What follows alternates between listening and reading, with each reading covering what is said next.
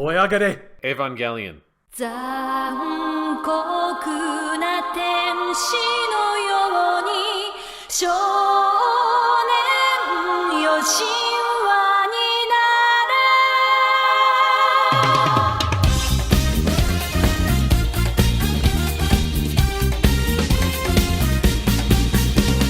残酷な天使の手で窓辺からやがて飛び立つほとばしる熱いパトスで思い出を裏切るならこの空を抱いて輝く少年よ神話になれ Hello and welcome to Weekly Genesis Evangelion, the special bonus podcast brought to you by the folks at the Weekly Suit Gundam podcast, which is brought to you by the folks at the Weekly Stuff podcast. I'm Sean Chapman.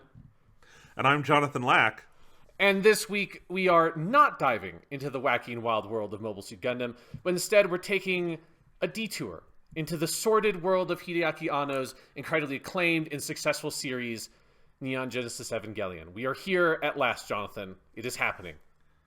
Yes, so I am watching Evangelion for the first time. You have seen it a couple of times. Yep. Today we are specifically doing, this is, we should say, part one of the discussion, because we are talking about the show, the 26 episodes, but not any of the movies or any of the other stuff. Yes, yeah. So this is a podcast long in the making. This goes back all the way to the beginning of Weekly Suit Gundam, where my original idea to backdoor into a Gundam podcast was the fact that Netflix was putting out Neon Genesis Evangelion on their streaming service because EVA was inaccessible for a long time in most international markets.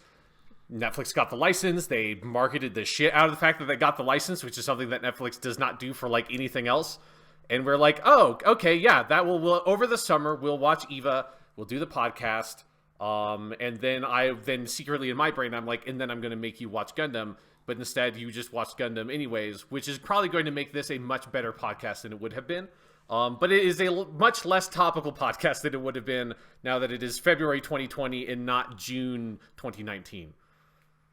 Yeah, so less topical, but, you know, right now we are kind of, we should say, in between phases of our Gundam project for Weekly Suit Gundam, because with episode 12 of this podcast, we finished all of the Universal Century Gundam shows. So now we're kind of in the middle here. Last time on this podcast, we talked about, we had a show about my trip to Japan where I saw a lot of Gundam stuff. This time we're talking about Neon Genesis Evangelion. We're going to get back and do all of the AU, Alternate Universe Gundam stuff, starting with Mobile Fighter G Gundam. But while I was taking a little break from Gundam, I thought, if I don't watch Evangelion now, I might never, because there's a whole other, like, river of Gundam on the other side of the bank that I was ready to swim down. So this was the time to take a pause, watch Evangelion. I have watched it. And, I mean, do you want to tell the people why this is an episode of Weekly Suit Gundam to begin with? I mean, you kind of explained kind of some of the genesis of it, but like, why talk about Evangelion in the context of Gundam? Because that's going to be part of the discussion. Yeah, so, I mean, there's a lot of stuff here. One is EVA's obviously one of the most important mecha shows made. And it also happens to have been made in 1996, we are fitting it nicely right into the window where it actually fits in the history of mecha anime. So it's a little bit after Victory Gundam. It's basically concurrent with Mobile Fighter G Gundam, which G Gundam is a very totally completely different fucking thing, which I'm very excited to get to that episode. And then after EVA, you get Gundam Wing, and then eventually Gundam Seed, which Gundam Seed especially, you see the influences of EVA on that one. So it nicely fits in right here, and it's a very important mecha show, so it is important to sort of talk about and give context, and it will definitely give some context to later Gundam-based episodes of Weekly Suit Gundam. But it is also an interesting show to watch in relationship to Gundam, and one of the main reasons that I'm very happy that we did it this way and not the other way is that if we did it the other way, that we watched EVA, you watched EVA first, and then have watched Gundam afterwards, that podcast would have been a lot of you saying a plot thing, and then me having to say, and that is what Gundam also did. Like, basically anything involving Shinji's characterization very broadly is like the first 13 episodes of Amuro in Mobile Suit Gundam. And it's a lot of like, yeah, and then it's, oh my god, I can't believe Shinji, this is a mecha show where the Gundam or the pilot doesn't want to pilot the mecha. And for someone who knows nothing about mecha anime the way that I vaguely didn't the first time I watched Eva in probably like 2012-ish, it was like, yeah, I guess that's a novel concept. And then you watch Mobile Suit Gundam from 1979, you're like, oh, this is not in any way a novel concept at all. And so, not to say that Eva's totally derivative, it's not, but it exists in a tradition of mecha anime that if you don't have any background for it, things that it does may seem amazing to you, and then when you do have the background for it, those kinds of things are just like, yes, this is what this kind of mecha show does. Yes, this is like the Gundam, or I'm going to say Gundam pilot a lot for Shinji. This is what the pilot does. They have depression. They don't want to get in the thing. They've got daddy issues and mommy issues, so on and so forth. Those are very standard tropes. And so the where Eva makes deviations are going to be important for future episodes of Gundam stuff. But it exists within the flow of Gundam.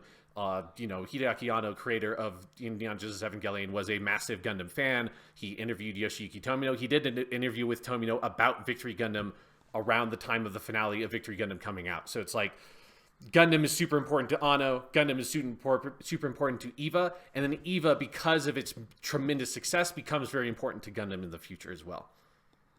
Yeah, so I think all of that is good context. And I'll just say, one of the things that I think is probably a project of this episode we're doing today, Sean, is maybe to push back against, if not dispel, the most commonly heard refrain I hear about Evangelion, which is that it's a deconstruction of mecha anime. Yes, because a sentence that is on the honest. Wikipedia article, by the way. I was looking at the Wikipedia article for Neon Genesis Evangelion, and near the top it says, known as a deconstruction of mecha anime. I'm like, is it though? Yeah. I don't think it is. I'll just put my cards on the table. I really don't think it is, but we will get there. That'll be part of the discussion, won't it, Sean? Yes. Yes. So that is our thesis. That is our Cruel Angels thesis. Just kidding. Our real Cruel Angels thesis is that the theme song is the best part of this show, which we should probably just say up front, because no discussion of Evangelion is complete without noting it does have one of probably like the 10 best anime songs of all time. Oh yes, absolutely. Cruel Angels thesis, and just the whole way the opening is put together, like top 10 anime openings ever, like no question. We're going to be contrarian on some stuff about Eva relative to the general opinion on it, but that is not one where I disagree with people's feelings on the show. Yes, Cruel Angels thesis fucking slaps. It's amazing. I listen to it a lot. I like it. It's great. So now, should we maybe rip the Band-Aid off a little bit and tell people where we're coming from on this? Yeah, so let's start with you, Jonathan, because I feel like that's how we usually do this, is let's start with general impressions from you, general impressions from me. Then I want to give a little bit more broader context for where Eva comes from, because I think that's going to be very important for the discussion. And then we can dive into kind of really, really going into it. So you watched it, you just finished watching it yesterday, right? Yes. Yeah, so you were very fresh off of, again, the first 26 episodes, or the 26 episodes of the TV show. We will talk about the movies on the next episode, just because I feel like it's really important for you to be able to talk about episodes 25 and 26 without having End of Eva spoil your perspective of it, because it's a TV show. It should be able to be viewed entirely on its own. You shouldn't have to watch a movie to like get any additional context. And I personally like 25 and 26 as an ending for the show more than the movie in a lot of ways. And so I that is, for people that are maybe wondering why we're doing the TV show and then the movie later, I think it's important to just look at the TV show as its own thing, understand it first as its own thing, because that's how I did it. I didn't watch End of Evangelion until I watched the whole show through the second time on Netflix. And then once you have that understanding, moving on to End of Eva, I think that's a better way to do it than just smushing it all together, because then I think End of Eva really distorts a lot of your perspective of things from the original show that I don't think is like always good, I guess, is what I would say for that. Yes. So I have seen, as you said, the 26 episodes. I have not seen the End of Evangelion. I know vaguely some things I have heard through the ether about it because it is Evangelion and it's hard to not have heard certain things. But I do not know like what happens or how it rewrites the ending. So we are talking just about the television show. This was my first time ever watching it, and I was pretty thoroughly underwhelmed, particularly for the first half of the show. I think The opening episodes, there's some good stuff here and there. There's some good sequences. It settles into a groove where, like, I feel like people... This is not part of the legacy of Eva, as, like, I got it through the ether, that the first 13 episodes are, like, 95% sexual harassment between characters. And, like, it's all... And I'm not even kidding. It's like, most episodes, especially in the, like, 7 to 13 range, are mostly sex comedy that's really pervy and really, to me, just fucking rolling my eyes every 5 seconds with, like, a little tiny bit of mech action at the very end of the episode. Like, that's most of the first half of Eva. Episode 14, which ironically is, to me, like, the most important fucking clip show of all time, because it's the turning point of Eva for me, is that it has this really good clip show in the first half, and then this really interesting, like, avant-garde short film about Rey in the second half. And I feel like something, like, clicks into place a little bit, and the second half of Eva, to me, is vastly more interesting. It's Anno, like, becomes more confident as a director. He kind of lets his avant-garde freak flag fly.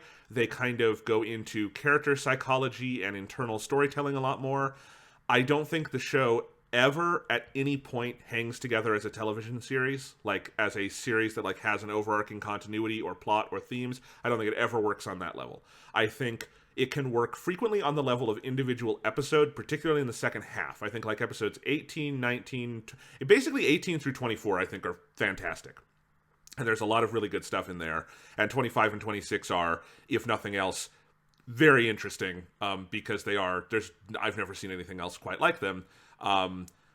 And then I think the show can also sometimes work on the level of, like, the individual sequence, like the end of episode 9, where Shinji and Asuka have to, like, do this, like, dance together with their mechs to defeat the Angel. Most of that episode annoys me because it's dumb sex comedy, but the end where, like, there's a timer on screen and they're doing the action sequence is fantastic. So I think Eva has some very good sequences. I think it has some very good episodes. I would not say Neon Genesis Evangelion is a good show. In fact, I might say it's a bad show. But that's just me. Oh, but now that all our listeners have left. Yeah, no, it's not just you, because it's also me. And this is where, for a long time, I have had this feeling of, like, I don't really think Eva's that good, because when I first watched it in about, again, I think it would be 2012-ish, because I think we were in the condo at the time, it just didn't make much of an impression on me. And I was just like, because it was around the time where I started watching a lot more anime, around the time I started learning Japanese, I was like, this is okay. And I never really talked about it because it's like because that was especially before this sort of, like, reawakening of interest in Eva, where I feel like there is a lot more common criticism of the flaws that Eva has. Back then, before it was just like, oh, this is like the cult anime of the 90s that is this, like, masterpiece that everyone loves, and I was like, it seemed fine. And so I never talked about it. And then watching it again now, having a lot more framework and context for it, seeing Gundam, just, like, learning things about the world and people and studying at, like, college and stuff. Now it's like, oh no, I get why I think this show just doesn't fundamentally work on a number of really important levels, like you, Jonathan, like, especially as a TV show, as episodes 1 to 26. Here's 26 episodes of a TV show, beginning, middle, end of a story.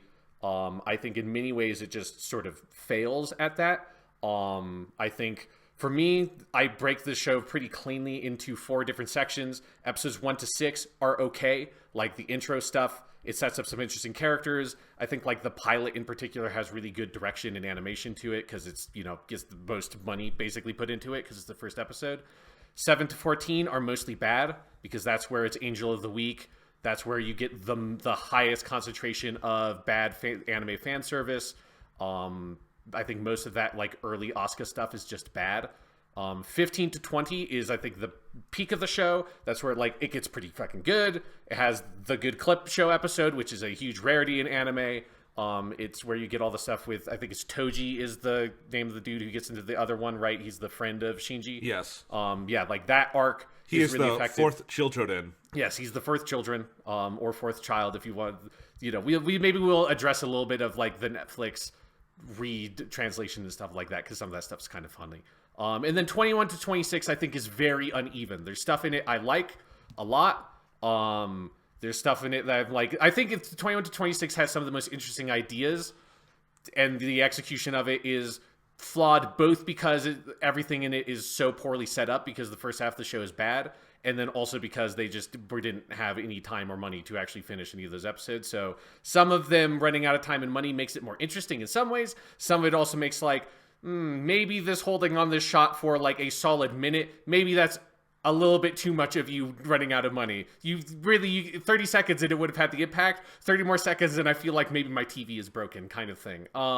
So yeah, I think, and so in that way, I think Jonathan, our opinions on it mostly align. That there's lots of bad comedy. There's lots of stuff that feels like the show thinks that it's doing like a thing where it's like trying to criticize something about these tropes, and it's not. Like, it's just doing them. And doing them poorly most of the time. And one of the reasons why I'm glad that we're doing Eva is that I think it will really help recontextualize some of our conversations in like Double Zeta and Victory Gundam about the sexualization of women in those shows, which is more relative to Mobile Suit Gundam and Zeta Gundam. But when we would talk about like Karasun and Double Zeta, and I would say things like, I mean, yes, it's worse, but it on the scale, it barely even registers as a blip to me.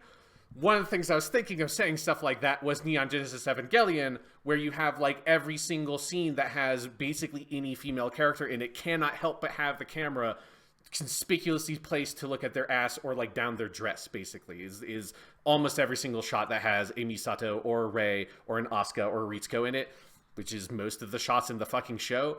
It can't help but to leer at and objectify basically every single female character. And so it will be a useful way for us to balance the scale a little bit relative to other things in the mecha genre.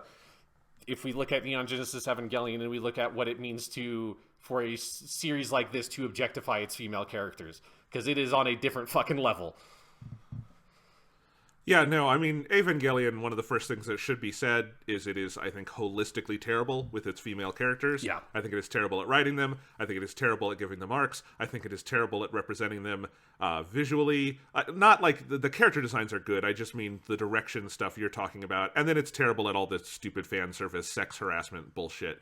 You know, I want to say up front, there are things, obviously, Evangelion does very well. Yes. It is one of the best directed anime I've ever seen. Like, it is directorially, I think, particularly in the second half, and even when it is like running out of money, it is such a directorially bold show. Like, I was using on Twitter describing this, I think there are sequences in the second half that are virtuoso. Like, that there's like, you can sense like genius going on in how like directorially sharp some of these sequences are, and that's amazing. And it's actually kind of an interesting thing about the show in that it can show you how I feel like sometimes direction and writing do not have to go in the same direction, because that's a lot of Eva for me. You know, I think the vocal performances are great. What is her name? Is it Megumi Ota or whoever voices Shinji? Yes, it's Megumi. I can't remember her last name. I have it right here. I'll find it in a second. Megumi Ogata. Ogata. I was really close. Megumi Ogata, I think that is an all-time great performance. I think her work as Shinji is fantastic. Separate from, I don't really like or find Shinji consistent as a character, I think that is a wonderful vocal performance that she gives. And everyone else is good too, obviously, but I just think that's one that I would like particularly praise. The music is extremely good. Some of it is plagiarized. We can talk about that later. But it's still good, you know. If you're plagiarizing good music, you know, put good in, get good out, as Juicy Juice would say. Yeah, so, like, there are good things, but, you know, I'm sorry to all our fans who, I know we have listeners who like Eva a lot, and I just want to say right now, I'm glad you like Eva a lot. It's okay. We're not targeting you personally. No, yeah, and yes, and we will try to address, like, there are lots of things about Eva that are really good. Like, it's not like it's a mystery to me why the show is beloved in the ways that it's beloved. Because there are things about it that I think are amazing, and like, you know, it sits with me well in those ways. And it's the thing that's like, I sure do love Shin Godzilla a lot, because it's, for me, Shin Godzilla is basically all the good stuff of Eva with almost none of the bad stuff of Eva. It's like those qualities of Anno's direction that are incredible, in his ability to create this really sort of you know, this disorienting kind of space that feels sort of this like sort of uncanny terror that he's very good at expressing. He never makes things that are like outright this is like a horror show or horror movie, but the way that he injects this very kind of pseudo Lovecraftian horror quality to his works, I think is incredible. And so that stuff, when Eva just leans really hard into that stuff, it's like 2 thumbs up, awesome, that's amazing, but it doesn't do that stuff enough for me. And then the other stuff that it does do, I think it does very poorly generally. And that's the problem with it as a whole. Yeah. So do you want to move into sort of the table setting context stuff? Yeah, so let's get a little bit more context, because I do think it helps kind of give us a sense of one, like, I think there's a couple of things that are important to understand about why Eva feels kind of different in some ways from Gundam, since we've only ever talked about Gundam stuff on this show. So this is the mid-90s, so we are in the middle of an economic downturn in Japan. We're post the bubble economy, right? Anime industry is facing a lot of struggles at this point. Stuff like Victory Gundam is not as successful as its predecessors, just like financially speaking. And so there's a lot of shifting going on in the anime industry, and it's just not making as much money as it used to. And then you have Studio Gainax come in to create Neon Genesis Evangelion. So Gainax is the studio that Hideaki Anno is one of the founding members of. It originally started as a fan community. And so a lot of fans who grew up with anime, Anno would have grown up in like the 70s. He was born in like, I think, the mid 60s. So they grew up with stuff like Space Battleship Yamato, and then eventually when they were like all like older teenagers is around the time that Gundam would have come out. And so they grew up loving mecha stuff, super robot shows, Gundam when it came out, and then eventually created this fan studio, and they would create like fan films, fan projects, kinds of things that would show off at festivals and conventions. And then eventually they became like a proper actual anime production studio. They created Gunbuster, is probably the best known thing they made, which I have not seen, but I want to check out at some point, which is, Anno directed it, Gainax developed it. And so they started getting more success in that sense, but at its core, Hideaki Anno is a super hardcore otaku guy. Like that is who he is. And so like, I think one of the reasons why it's good to watch Gundam and have a sense of mecha going into Eva is because that is the background that the creator has, and it is obvious. Like, it is very clear that Anno and the other people working at the studio are very aware of the tropes and like archetypes of this genre, the super robot genre, of Ultraman, which is also a huge influence on Eva, and everything else. And that's one of the things that sets it apart from something like a Gundam, where Gundam was made mostly by people who did not grow up with anime, because it would have been physically impossible for them to, because anime did not exist when they were kids. They were, Tomino was part of the first generation of creators of what we would like now really look at as the first sort of proper anime that exists within like that continuity, and is not just here's like a weird sort of random Japanese animated short film that was made in like 1930 or something. They were part of that generation that brought up like the anime industry kind of as we know it today. And so this is really the first time on Weekly Suit Gundam that we are watching something that was made by someone who was influenced by the things that we've already been talking about, and is creating something specifically for that same audience. Neon Genesis Evangelion would have been created for an otaku audience by otaku creators, something that, is now very common in the anime industry, has not been up till now with the stuff that we've been looking at least. So that's how it kind of comes into creation. Neon Genesis Evangelion is originally slated for its full 26 episodes, so the ending being like what it is not the same scenario that Gundam had, of where it wasn't popular and then they just like cut the legs out from under it and said, you wanted 52 episodes, well, you're getting 43. That's not what it was. They were signed up for 26, they made 26, but it was not a, let's say, well-oiled production machine when they were making Eva. So they very quickly went over budget and behind schedule on putting out episodes.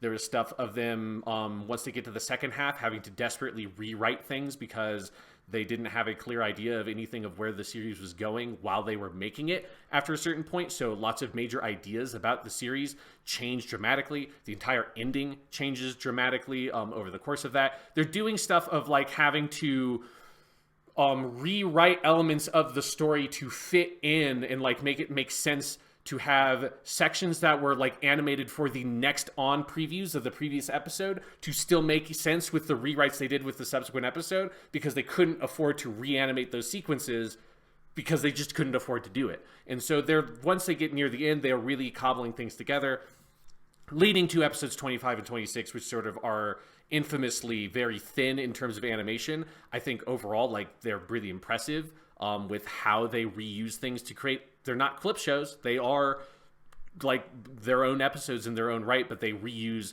animation heavily in those episodes, and they are on a true shoestring budget at that point.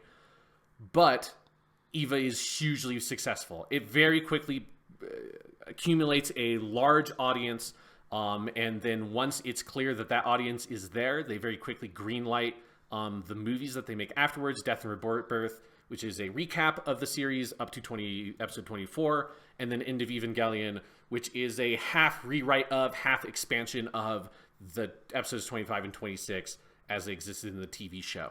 And at that point, EVA is on top of the fucking world. It's making huge amounts of money. End of EVA was a massive box office success. They are merchandising the shit out of Evangelion. It is very funny to like look up articles that have been written at places like Kotaku about just the ridiculous bundles of EVA merch, from like shampoo to like fucking cup holders, or what, like, it's just everything. Anything you could imagine, there's probably some sort of EVA like marketed, merchandised version of that thing out there. They make a bunch of video games. They make a video game on PlayStation 2 that in Japan was just called Neon Genesis Evangelion 2, and over here is called Neon Genesis Evangelions, which I think is a very funny title for a thing that expands on the Evangelion mythos. There's a bunch of manga series, just like everything under the sun you can imagine. EVA puts out something of it, and if you put EVA on it, it's probably going to sell well. And then eventually, up to the modern period where we have what is now going to be 4 Evangelion rebuild movies, which are sort of retellings of, and then like new versions of the EVA story, which I have not seen any of those. I'll probably try to check them out once the 4th one's actually out. But point being, EVA is massively successful, hugely popular. It becomes successful in the international market as well, becomes a cult classic in places like the American market, obviously. And because of its huge success, EVA is one of the main shows that is partially responsible for the sort of creation of the modern late night anime sort of time slot. So for people who don't know, most anime that you would watch on a service like Crunchyroll, the anime that gets like, this is like a 12 episode run and that's all it ever gets, those air super late at night. I'm saying like 12 o'clock, 1 in the morning, like Adult Swim style time slots that are made for generally an older demographic. They are made also to sell merchandise, to sell the Blu-rays, like special limited edition figures, all that kind of stuff. And EVA is one of the shows that sort of proves that a series that sort of panders in some ways to the otaku market is going to be very successful. It proves that shows that are targeted towards a more adult market can be successful. That, you can do a show like this and it can make a huge amount of money. And that kind of helps carve out a whole swath for like television programming that still you're seeing that influence in how anime is made today. Because everything else we've talked about up till now, Gundam, all that stuff was made for like probably about like the 8 to 13-ish market. Gundam was never actually popular with that market. It was always popular with like the age like 14 to 23 or whatever. Like it's that teenage to young adult market. Even Victory Gundam was supposed to be for kids. Victory Gundam is not for kids. Don't show a kid Victory Gundam. You will scar them. But they always aired in those kinds of time slots. EVA did not air in that time slot. EVA was not designed for that. And so it getting the massive success it had changes the way that, or it helps change. I don't want to like overcredit EVA too much because there's other stuff happening at the same time, obviously. But it is a significant force in changing the way that anime is programmed and marketed and monetized. And then EVA also then obviously a lot of its sort of more adult themes, the sort of like sexual stuff, the biomech thing, which never all the way gets into Gundam, but definitely a lot of other biomech type shows start coming out around the time of EVA. Like that stuff also all helps kind of shift things in the mecha anime genre and helps, it pushes things to get a little bit more psychologically heavy, a little bit more fan servicey for sure. And then also here's some like weird monstery bio bullshit that you're also going to throw in there. And that's sort of the general context I want us to have going into this discussion. Yes, very interesting, and also helps to explain why, this is one of the very, very few anime that could get the kind of worldwide release it got on Netflix with that level of hype, Yeah. There's a very small handful that would get that kind of like marketing and attention and, budget behind doing a whole new redub and subtitle track and all of that. Although the Netflix version does very, very sadly omit one of the best parts of the show, which is the closing theme, which is a cover of Fly Me to the Moon, and replaces it with an inexplicably downbeat piece of score, which does not fit at all. Or it like very notably changes the tone of the ending sequences. I do love Fly Me to the Moon, that cover. But yeah, so yeah, that's where we are with Eva. And then yes, obviously now we have the Netflix versions. It is a shame that they pull Fly Me to the Moon out of it because it's not just Fly Me to the Moon. They do a bunch of different covers of Fly Me to the Moon. That's like, here's Katsuragi's voice actress singing it. Here's Rei's voice actress singing it. I assume they just couldn't license it for whatever reason. But yeah, there are a couple of those kinds of changes. But, they kept Cruel Angel's Thesis. If they had pulled out Cruel Angel's Thesis, that would have been just like, there's no show now. Yeah, right? then you just pirate it. Like, legitimately, if you're watching Eva and for whatever reason Cruel Angel's Thesis isn't attached to it, like, you're losing maybe about 50% of the appeal of the show to me, at least. Yes. All right, so that's the background. Now we need to talk about the show. There is so much to get into. Where do you think we should start, Sean?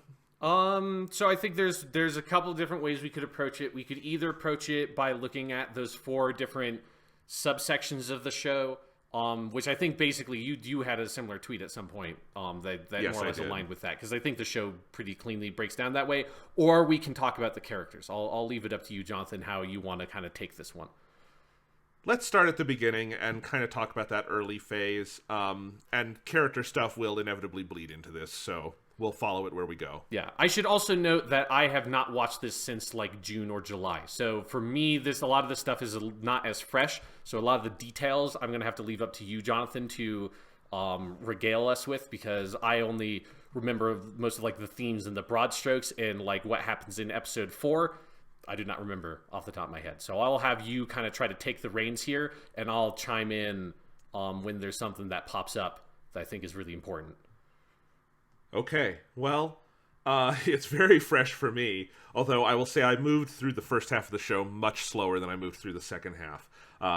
But yeah, so that first episode, my frustration started almost immediately with this show, because the first episode is enormously well directed. It's very well animated. I mean, in general, even when Eva has like budget issues near the end, other than the very final 2 episodes, I think Eva is generally a much better animated show than your standard 90s anime. Like, I think it's got just more detail in the backgrounds. It seems like it's got more frames of animation in certainly the movements of things. Like, I started watching for a future episode, Sean, Mobile Fighter G Gundam. Mobile Fighter G Gundam does not have like the level of like love and care put into the animation that Evangelion does.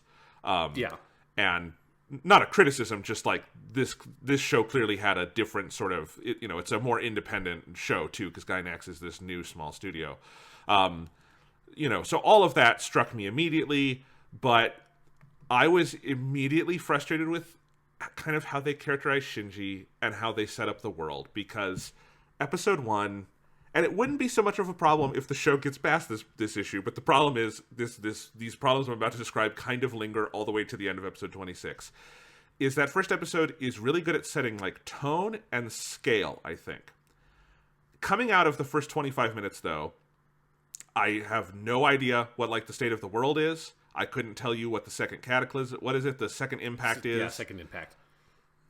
I can't tell you what an Evangelion is. I can't tell you what an angel is. I can't tell, and the most important thing is, I can't tell you why Shinji needs to be the one in the Eva, and I can't tell you why he agrees to do it.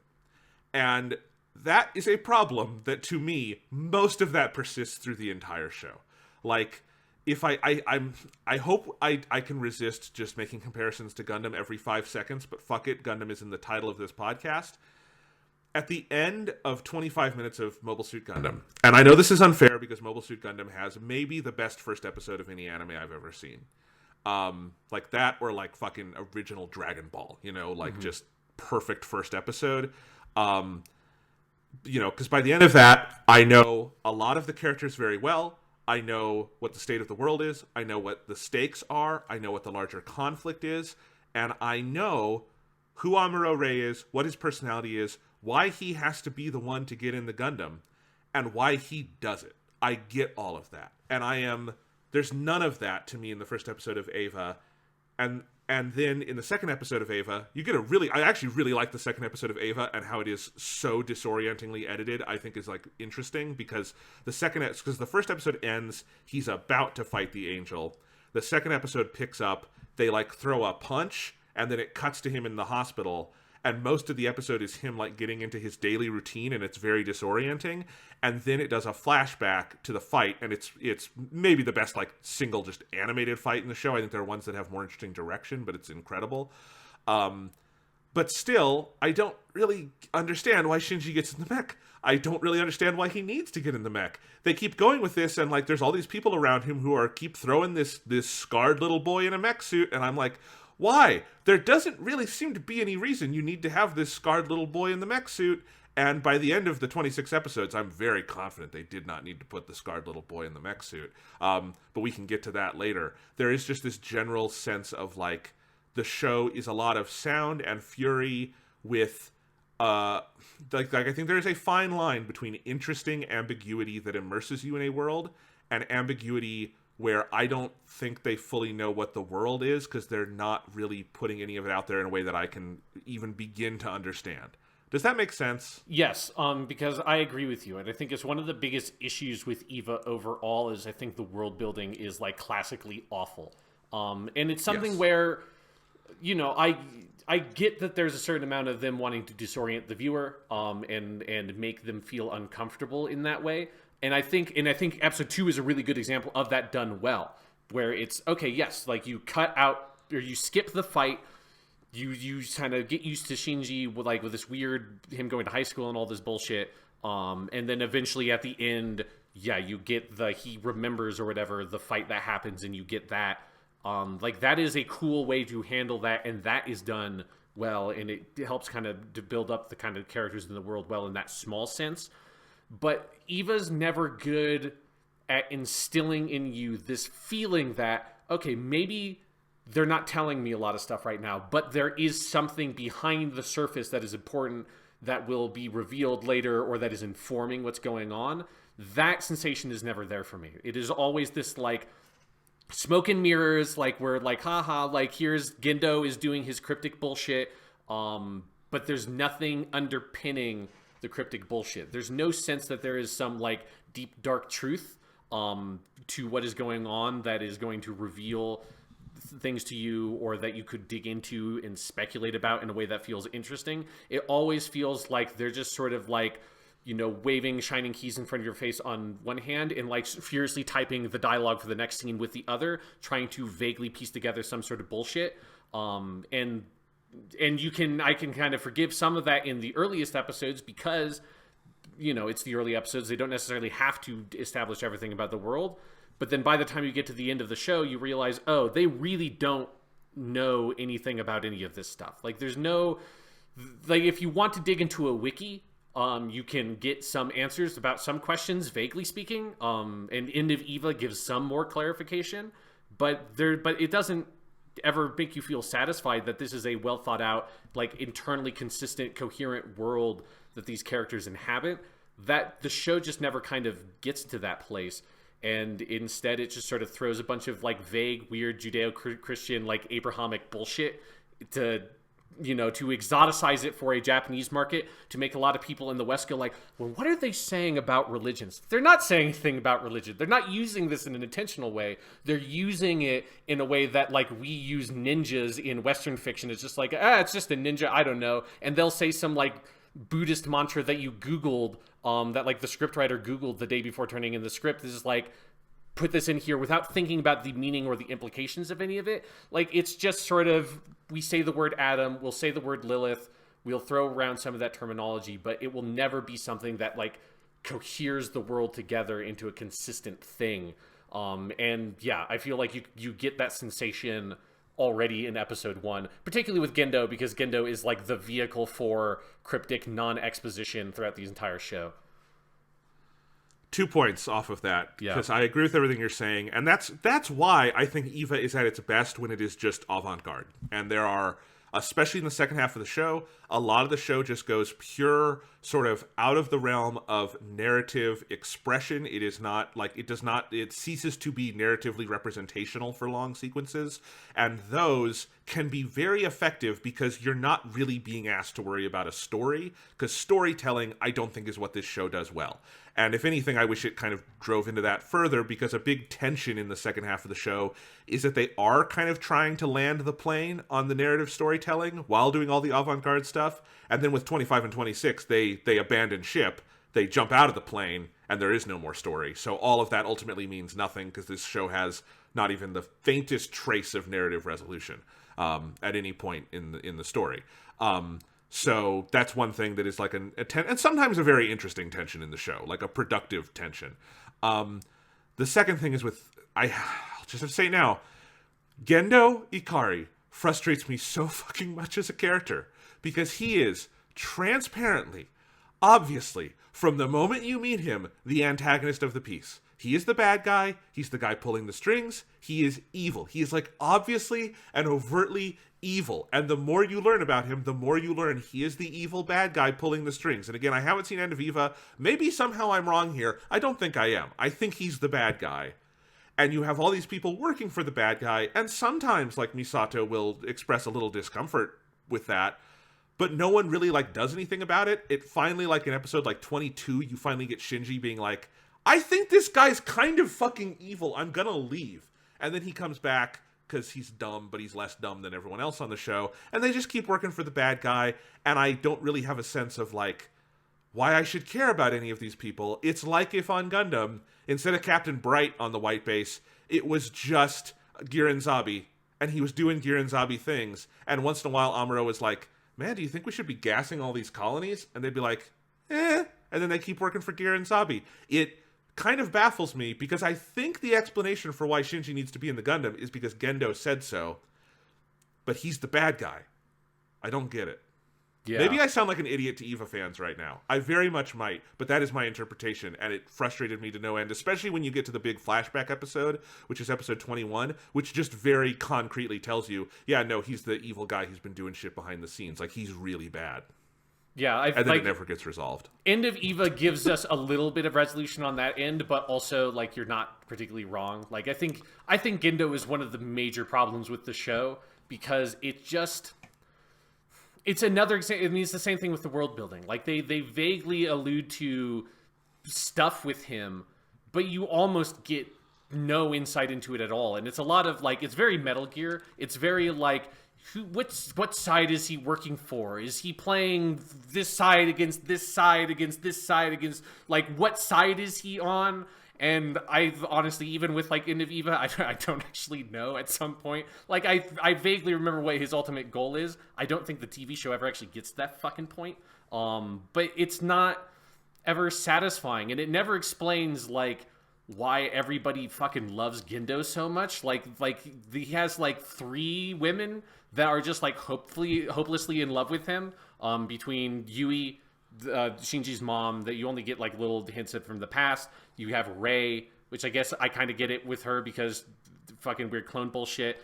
And then you have Ritsuko. Oh, and then you have Ritsuko's mom. So you have 4, actually. Ritsuko's mom, who, when she is rejected by Gendo, strangles a child to death and then kills herself, because the worst thing that could possibly happen to a woman in the world of Eva is being told they are a hag by the obvious and overt villain of the piece. Yeah, and Gendo just sucks, and there's nothing redeeming about him. Like, you know, like, Kaji fucking sucks, and he's awful.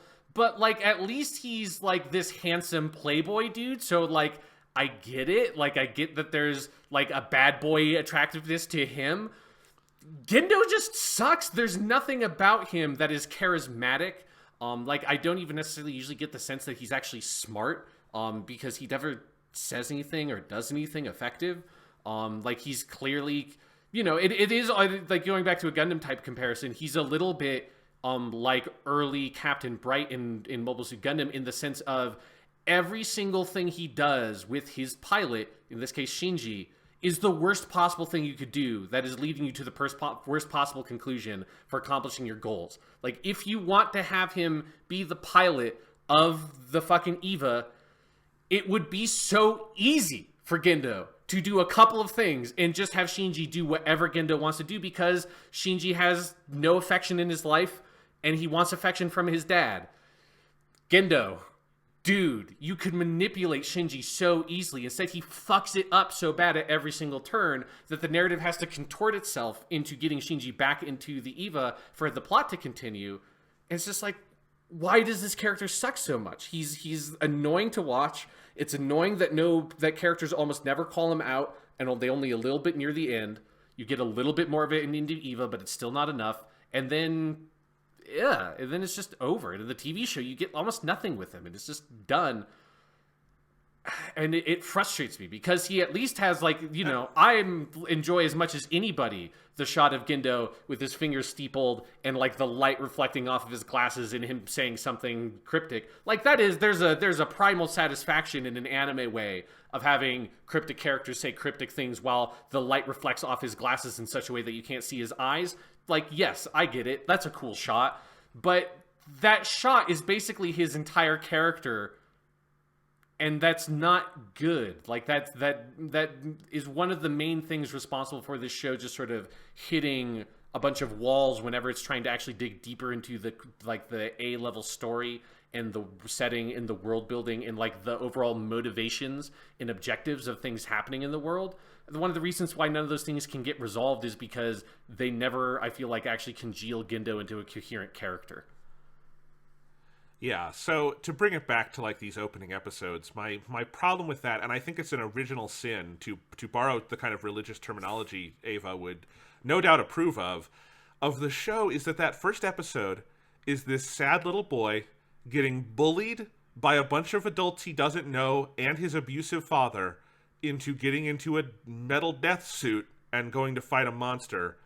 And that could be an interesting deconstruction of the anime genre, but I really don't feel at any point in the next 25 episodes it goes that far beyond it, because it's not just Gendo who is horribly manipulating and abusing this little boy. It's every other adult on the show, and most of them are never held to account for it. And most of what, and this is why when we get to the end, and I know we're just going to be jumping around a little bit, I think, because this show kind of jumps around. The ending does not sit well with me, in part because I want Shinji to get away from all these bad, abusive people who are hurting him, because he deserves better. I think he's a good boy, and he's being horribly abused and manipulated by everyone in his life. But I don't think the show is fully aware of that. But that's just me. Yeah, no, and I agree. And it just feels like on paper, it's really not particularly different from Mobile Suit Gundam. Like, on Mobile Suit Gundam, Amuro gets into the Gundam originally because he really has no choice, and then he is constantly manipulated by people in power to stay in the Gundam because they have nobody else that can pilot it, because they're fighting a desperate war and trying to survive. And so it's the same basic plot setup. It's the same fundamental thing that, like, and not just Mobile Suit Gundam, most of the Gundam series before Eva and after Eva have this kind of setup. But I feel like there's a much better sense in Mobile Suit Gundam of the show being aware of and giving us, like, broader perspectives of how and why that manipulation happens, and giving us better insight into, like, the humanity of Captain Bright and what he's going through and why he slaps Amuro, you know? Like, he physically abuses Amuro, but you understand why all those characters are in those places, even if I think, like, Bright gets fucked up, you shouldn't be doing that. There's a fundamental level of character insight that you're given, that Eva, in trying to play so coy and be cryptic with things, it starts sort of just, like, undercutting its own ability to develop narrative tension effectively, but then also to actually, like, develop the themes of the show, because it ends up in most places being this very one-note doldrums, like, you know, it's clearly about depression. It's about, like, Shinji has depression. He has this sort of inability to gain affection from people, and even if he does get affection from people, he doesn't actually get any joy from it because he has depression.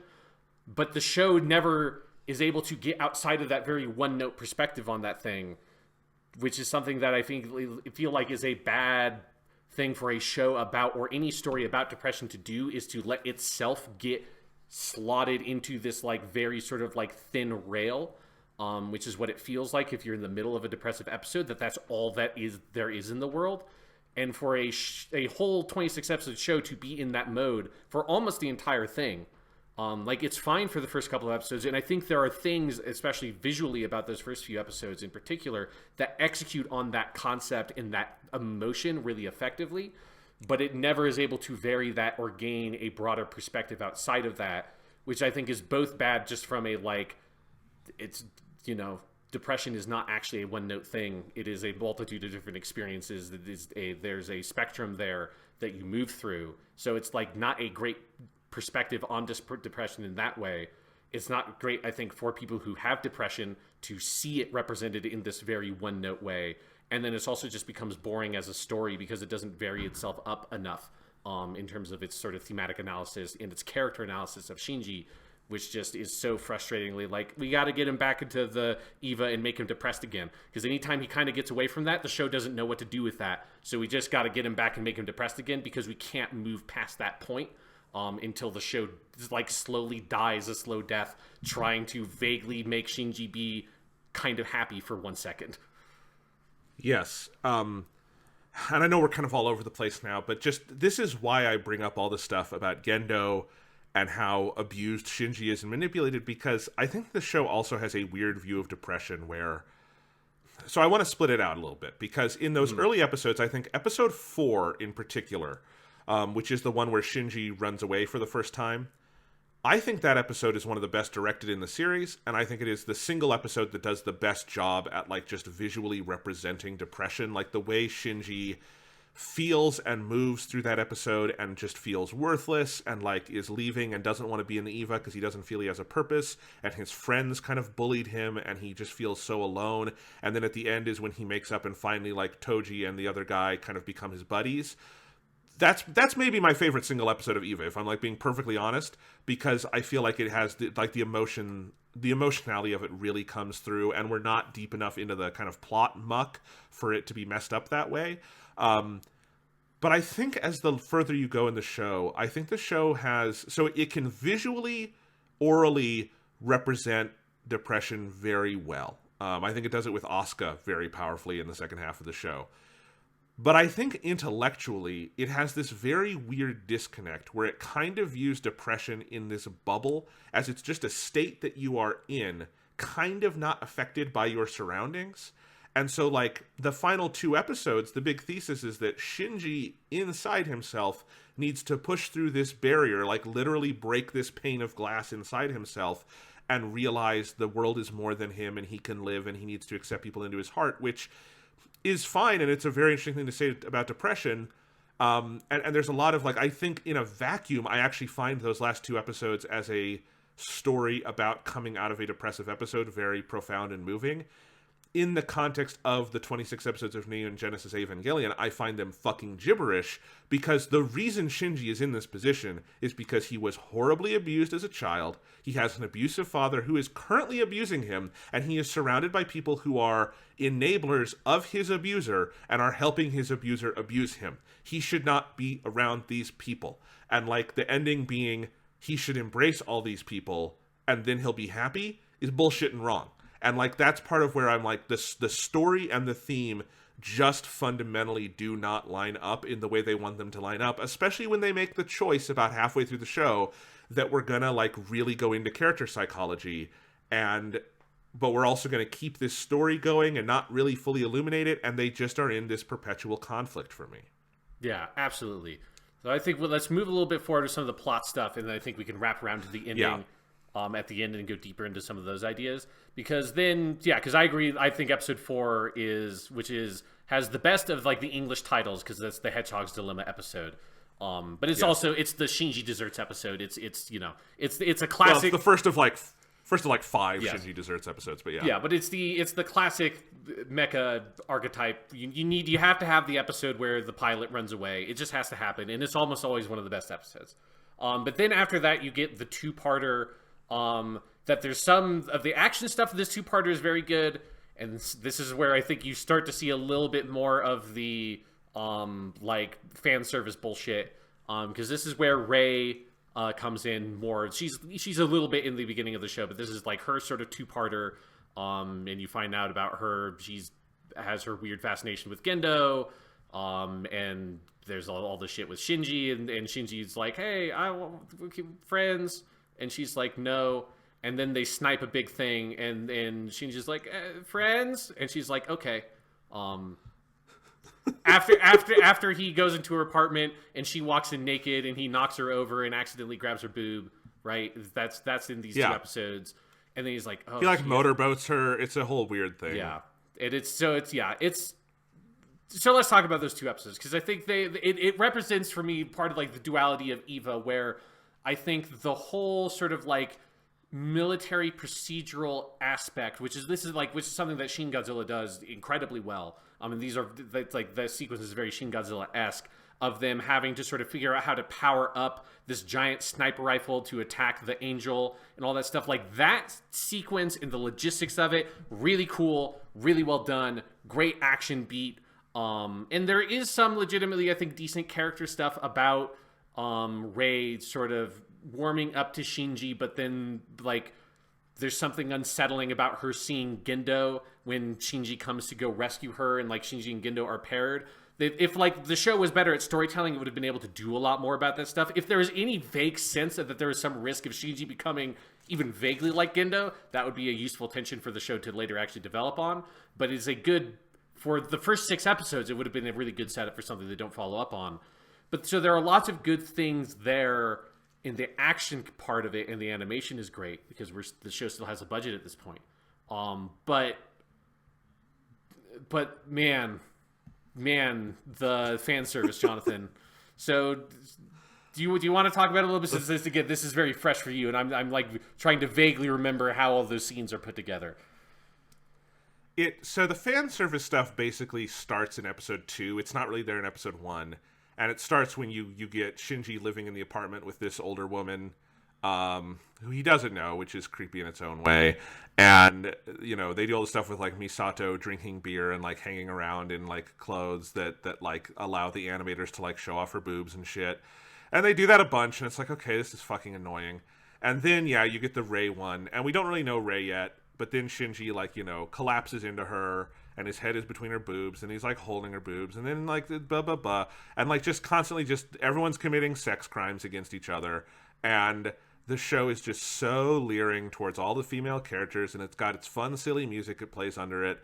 And we're not even anywhere near... At this point, it's just, like, a minor annoyance that's, like, happening in between the scenes. Like, we are not anywhere near as bad as it's going to get. Like, in this... Episodes 7 to 13 are, like... mostly sex crimes. There's almost nothing else going on in those episodes. But like 5 and 6 is where it's like in some ways most annoying, because there's actual good stuff going on over here with the Angel Ramael and the sniper action, and there's just some really cool ideas going on, and you know, and Shinji is trying to make a friend, which is forward momentum in his character arc, and that's kind of interesting, and maybe he cares about this girl. Oh, cool. No, we have to do a stupid scene where he grabs her boobs. Okay, and we have to do a stupid scene where we look up her skirt, and we have to look up Misato's skirt. We don't even have Asuka yet, so it's going to get way worse, and it's everywhere, and it's annoying, and I at some point I was worried I was going to, like, roll my eyes so far into the back of my head I would become blind. Which might have been better, because I would have enjoyed the show more. Kidding. But you know what I mean. Yeah, I mean, no, that would be the worst possible way to enjoy the show, because it's, you know... That's true. It's the visual component of the editing is one of the only things that's consistently remarkable about it. Yeah, so, like, one thing to understand here, like, to play briefly the devil's advocate before I knock down the devil advocate's argument, is I think the show is trying to do something with very generic anime tropes of the clumsy hetero male protagonist who, like, stumbles into a female character coming out of the shower, they topple over, there's some, like, accidental groping that goes on. It's a cliche as old as time in anime. Like, it goes way back, and it's the kind of stuff that they sort of lampshade a little bit in the last episode when you have the, like, high school, like, what if this was just a fun high school anime and sex crimes happened at a high school? Like, it's like that kind of, that vision, that's the kind of anime that have those tropes and that they're pulling from. And I can kind of vaguely see something they're suggesting of using that trope. And I think for people that would argue for like Eva's, undying brilliance, they would argue that this is what the show is doing, is that it uses that trope with Rey, and where it puts the trope on its head is the fact that Rey doesn't have the classic reaction to the "I fall over you and then I'm absolutely groping you" thing, which is the female character screaming, going "Kya!" and then slapping him across the face, and then the big doofus hetero male anime protagonist, like, it has like a vaguely like chibi look to him with a big red like pulsing slap mark on his face, like Bulma slapping Master Roshi across the face or something like that. Which we should say, once Asuka gets introduced, is like 90% of the show through episodes 7 to 13. Yes, is what they do, which is one of the reasons why it undercuts this. If this is what they're trying to do in this scene, is that then they do play this exact trope pretty straight multiple times. The problem is, and this is where you kind of have to talk a little bit about like the deconstruction, is it a deconstruction or not, is that there's a real Fight Club kind of thing that happens here of, I legitimately think that is what they were intending to do with the scene. I think that is the idea with the scene, is to unsettle the viewer and kind of texturize the character of Rey by showing that Rey does not have the classic reaction to that scene, and instead it's like, what is wrong? Like she seems emotionless because she has no actual response to that. She doesn't treat it as anything effectively occurred. Which I don't know if this is, because that is like also becomes its own trope. I don't know if Eva, I don't know enough to know if Eva, if anything, did that exact thing before Eva. I suspect probably it's happened before. But the main reason with why I think it doesn't work is because the camera doesn't feel like it's in on that reading, right? The camera feels like it is leaning like even harder than most shows that play that trope, leaning into objectifying Rey, and in a way that also feels inconsistent with Shinji's characterization, where it doesn't feel to me like Shinji objectifying Rey, which some stuff can do. That's like something that I think the Monogatari series, which I talked about on our anime of the decade thing, that's one that show does interesting things with viewpoint and perspective that allows me a different look at these kinds of tropes, because it's clearly a distorted perspective through the character's eyes. Here it is so male gazy from the camera perspective, not from Shinji's unique perspective of him objectifying Rey. And it just feels like the camera is fucking full in on let's go into this and just play it straight. And even if you try to vaguely undercut it, the fact that all elements of the scene don't feel like they're all trying to congeal into that interpretation means that it doesn't come across as that is what the scene is doing, even if I think that's what they were trying to go for. And so a lot of Eva has this problem that that Fight Club had, where Fight Club, in the storytelling of the narrative, is supposed to be critical of all the things that are happening in Fight Club, but like 95% of people that watch that movie just come away and they're like, man, Fight Club's fucking rad. Man, Tyler Durden's the coolest character in the world. You should just be fucking fighting and bullshit. And all that, and like that you're supposed to be taking those things that the movie is trying to be critical of, and they take it like very seriously. And I think that is 100% that what happens with Eva, because Eva's not sort of deft enough and is too self-conflicted about how much it should be objectifying its own female characters. And then especially because it hasn't done it a lot up to this point, you could kind of give it a little bit of a generous reading for that scene. But then after this point, it has so many sequences where it does this similar kind of thing that there is no alternate interpretation. There is no them trying to put the trope on its head. Or it's not even that they're going for the trope. It's just that we have put the camera in such a way in this scene that Shinji's not even there, so there's no perspective argument. It's just like Misato and Ritsuko sitting at a bar or something, and the way the camera is placed is it's just staring down their cleavage. And that's the way that the show frames its female characters consistently throughout. And so any kind of generous reading you want to give to one specific scene falls completely apart because it's not consistent with the whole vision of the show. What is far more consistent with the whole vision of the show is the reason they did this scene is to objectify Rey and put her into a sexually objectified position. And if there's some character development that can come along with that, that's nice. But that's not the reason why the scene exists as a whole. And so any generous reading of it, I just think doesn't ever hold muster for me. Even as someone, again, like, I have watched a lot of fucking anime. You can go listen to that Best of Anime. Like, this is not my first rodeo. I fucking get it. In Eva, it's egregious even for a lot of that kind of stuff. And it's especially egregious because it pulls the stuff that the show does down so much, because the good things in the show do not roll well with the sexual objectification. They exist, what it feels like, in a completely different dimension from what the show is doing with Rei here. Because, like, it's not just the stuff that comes after. Even before you get to the scene with Rei, you have had basically every time Misato is not in uniform at Nerve, she is at home with Anno's camera, like, aimed down her cleavage or something, you know, like, or sitting in a suggestive position, or you're doing it with all the characters. And, like, it never feels like it's from a particular point of view. It never feels like Shinji, because even if Shinji... Like, there is some storytelling going on here about a pubescent boy, like, discovering his sexual appetites that's in the show. But Shinji's sexual appetites are not pervy old Master Roshi looking at Bulma, right? Which is what the camera of Eva feels like. So there's never a match of perspective between the two, you know. Because Shinji is generally, like, very polite and, like, he has no intention of, like, getting in people's physical space and stuff like that. But the camera will go right up there whenever it wants. And so it just is dumb, it's silly, and then it gets so egregious. And it really... I think if you haven't watched Eva in a couple of years and you've forgotten this, like, go back.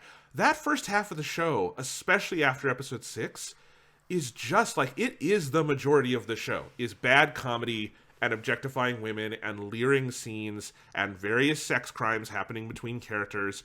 And it took me a long time to get through those first 13 episodes, because they are a fucking slog for all of that stuff. And then episodically, there's also just an issue where, just if we can transition to another problem here, Sean, the show really, in this first half, has no momentum. It has no overarching story. There are angels coming and we have to defeat the angels. But there's no, like, breadcrumbs offered of, like, here's what we're going to do when we defeat the angels. Or here's our battle plan against all the angels. Or here's when we think they are coming. Something that would give you, like, episode to episode, would kind of pull you through. Like, the first 13 episodes of Eva, particularly, I would say, again, the, like, after episode 6, the, like, 7 to 13 range, where it's really, really Monster of the Week heavy, that feels like something out of a much longer anime, like not a 26-episode anime that you would imagine would be kind of focused, but like something that would just be a normal weekly run where they're just kind of making shit up every week, and there's no real, like, you could air a lot of those episodes out of order once Asuka is introduced. Like, there's no connections between them, and there's no general sense of movement. Like, again, to go back to Gundam, but this is true of a lot of shows too. Like, Gundam is very good at its best, and especially the original Mobile Suit Gundam, of, like, there is a lot of episodic storytelling going on, but you know where they're headed. Like, when the white base gets down to Earth, there's a lot of episodic storytelling as they go across the continent, but what's their goal? It's to get across the continent and back into safe territory and then to get to Jaburo, right? Or, like, when they're going into space, we know that their ultimate goal is Abawaku, or something like that. You always have an overall sense of the mission and how this contributes to it.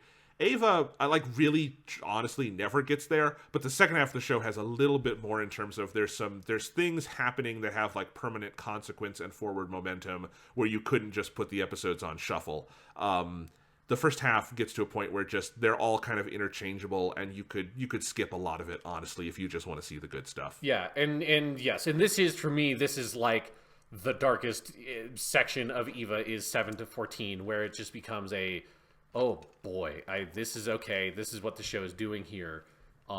Because it's just so dull. Like, some of the action sequences, like the big famous one, the one that is like the clear inspiration for Pacific Rim, is the Asuka and Shinji have to be, like, synced up one, which has good stuff in it, but, like, it's not like that episode as a whole is incredible on its own, mostly because I feel like they have just no idea what to do with Asuka's character, which we'll talk about. But most of that episode is just Asuka being mad at Shinji and weird sex crimes happening between them and a lot of shouting, and then at the end there's a good action sequence. Yeah, but I think for me the main thing with the show that really hurts it here, and it's present in the first 6 episodes as well, it's present throughout the whole show, but this is where it's at its height, is that all the characters are totally passive. They have no ability, because their whole objective is, we have to defeat the angels. But the angels are just sort of, like, periodically coming down And so it's just eventually in an episode the angel's going to show up, and then you go fight the angel, and that's what the episode is. And so the characters are completely passive, which is very different from like a Mobile Suit Gundam, where the characters are heavily motivated and active, that they have a clear objective that they're always moving to. One of the reasons why Mobile Suit Gundam is such an incredible show is because it knows how to pace itself so well to shift the objective. So for the first however many episodes, it's we gotta survive and get to Earth. Then you get to Earth. Okay, then we need to get to Odessa and participate in Odessa Day. And then there's like a lot of stuff in the middle there with like, okay, we gotta get Amuro back, and he's with Rambaral and all that shit. And then it's okay, now we have to go to Jaburo and re-link up with the Federation forces. Okay, now we have to go to Solomon and engage in the battle at Solomon. Now we have to go to Al-Baku and finish this thing. And so at each stage of the show, they are active, they're motivated, they are physically moving. So there's always this sense of like literal forward progress being made because they're always moving towards their next goal. And it's really satisfying television because it's always pulling you through, even when most individual episodes of Mobile Suit Gundam are pretty fucking standalone. Like, there's only a couple of them that have really heavy ties into the continuity. Most of them are stuff like, oh, here's all like the weird Xeon dudes putting bombs on the Gundam and stuff like that. Like, they stand alone pretty well. Eva has all the characters be passive, which doesn't automatically mean it's a bad show. There are lots and lots and lots of brilliant TV shows where the main cast is fundamentally passive. I mean, any police procedural, basically any procedural show is going to be the cast are passive, some crime occurs in the X-Files, some case comes on your desk, you have to go investigate the case.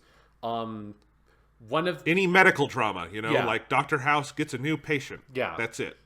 But one of the main problems is that, one, Eva, while they're being passive, Eva is really fucking boring. All the stuff at school sucks. There's this whole half of the it's not half of the show, but at this point it feels like about half the show is stuff that's like Misato's apartment and the school, and you have those two sets effectively, and you kind of go between them, and then eventually an angel comes down and you have to deal with the angel. But the extended cast of characters that are at the school suck. None of them are particularly interesting. The only good one is like Toji vaguely, and that's because they do something interesting with him near the end of the show. But the school life side of the show is really bad. And there are lots of anime that have a vaguely Eva-like setup, pre-Eva, post-Eva, that are very procedural, like Power Rangers-esque, like, okay, weird, it's like a Pretty Cure, like magical girl shows, like Sailor Moon is entirely this. Like, drama's going on at school. Buffy the Vampire Slayer is a Western show that does this. Drama's going on at school. Some monster shows up. Usually the monster's going to be like thematically related to the drama going on at school. Defeat the monster. The drama's resolved. Yay, end of episode. Move on to the next episode.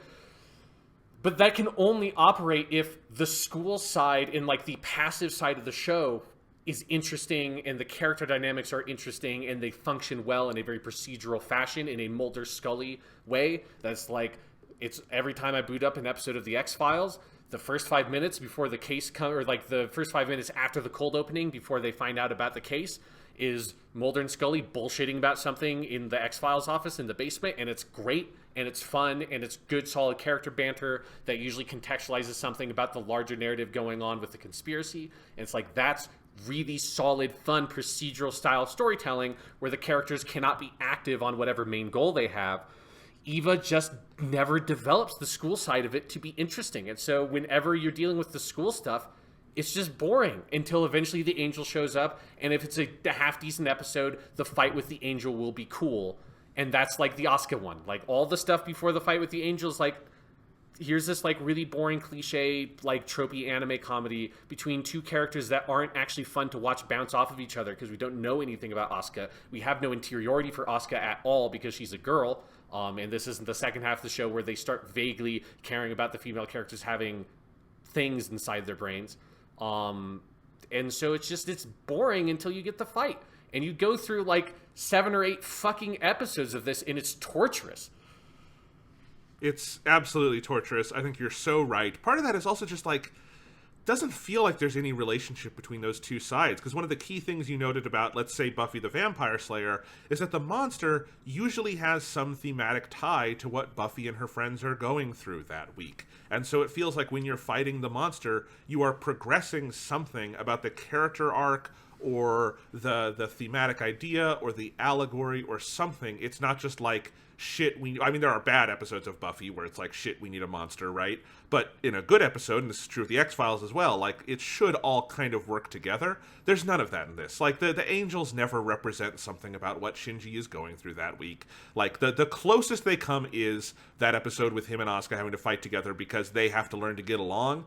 But they don't really learn to get along, because in the next episode, she still hates him, and they never, like, their characters never come to any point of reconciliation at any point in the 26 episodes. Yeah. So, like, that's the closest they get, but it's still not that close. Another problem I have that I want to express here with all the, like, quote-unquote daily life stuff is I don't know what Tokyo 3 is. Yes. I know that it's a city. I'm not saying I don't get that it's obviously, I get it that it's the big massive buildings that they fight in. But who lives there? What do they do there? Do people work? Is there more than just this one school? Is that school populated outside of that one classroom? Because I don't think we ever see anything outside of that one classroom. The only other people we ever see in the city are sometimes when Shinji is on the train. And the train that's running around looks like kind of an old, decrepit Japanese train. It even has, like, the voice, like, when I was in Japan, that's what the lady on the train sounds like. But isn't this a new city that they just built? Why is the train like that? What do all these people do? When they're fighting with the Evas, I never see people around. Like, are they fleeing for their lives? Are they dying? When the fucking nuclear bomb goes off in, like, episode 20 and, like, blows away all of Tokyo 3...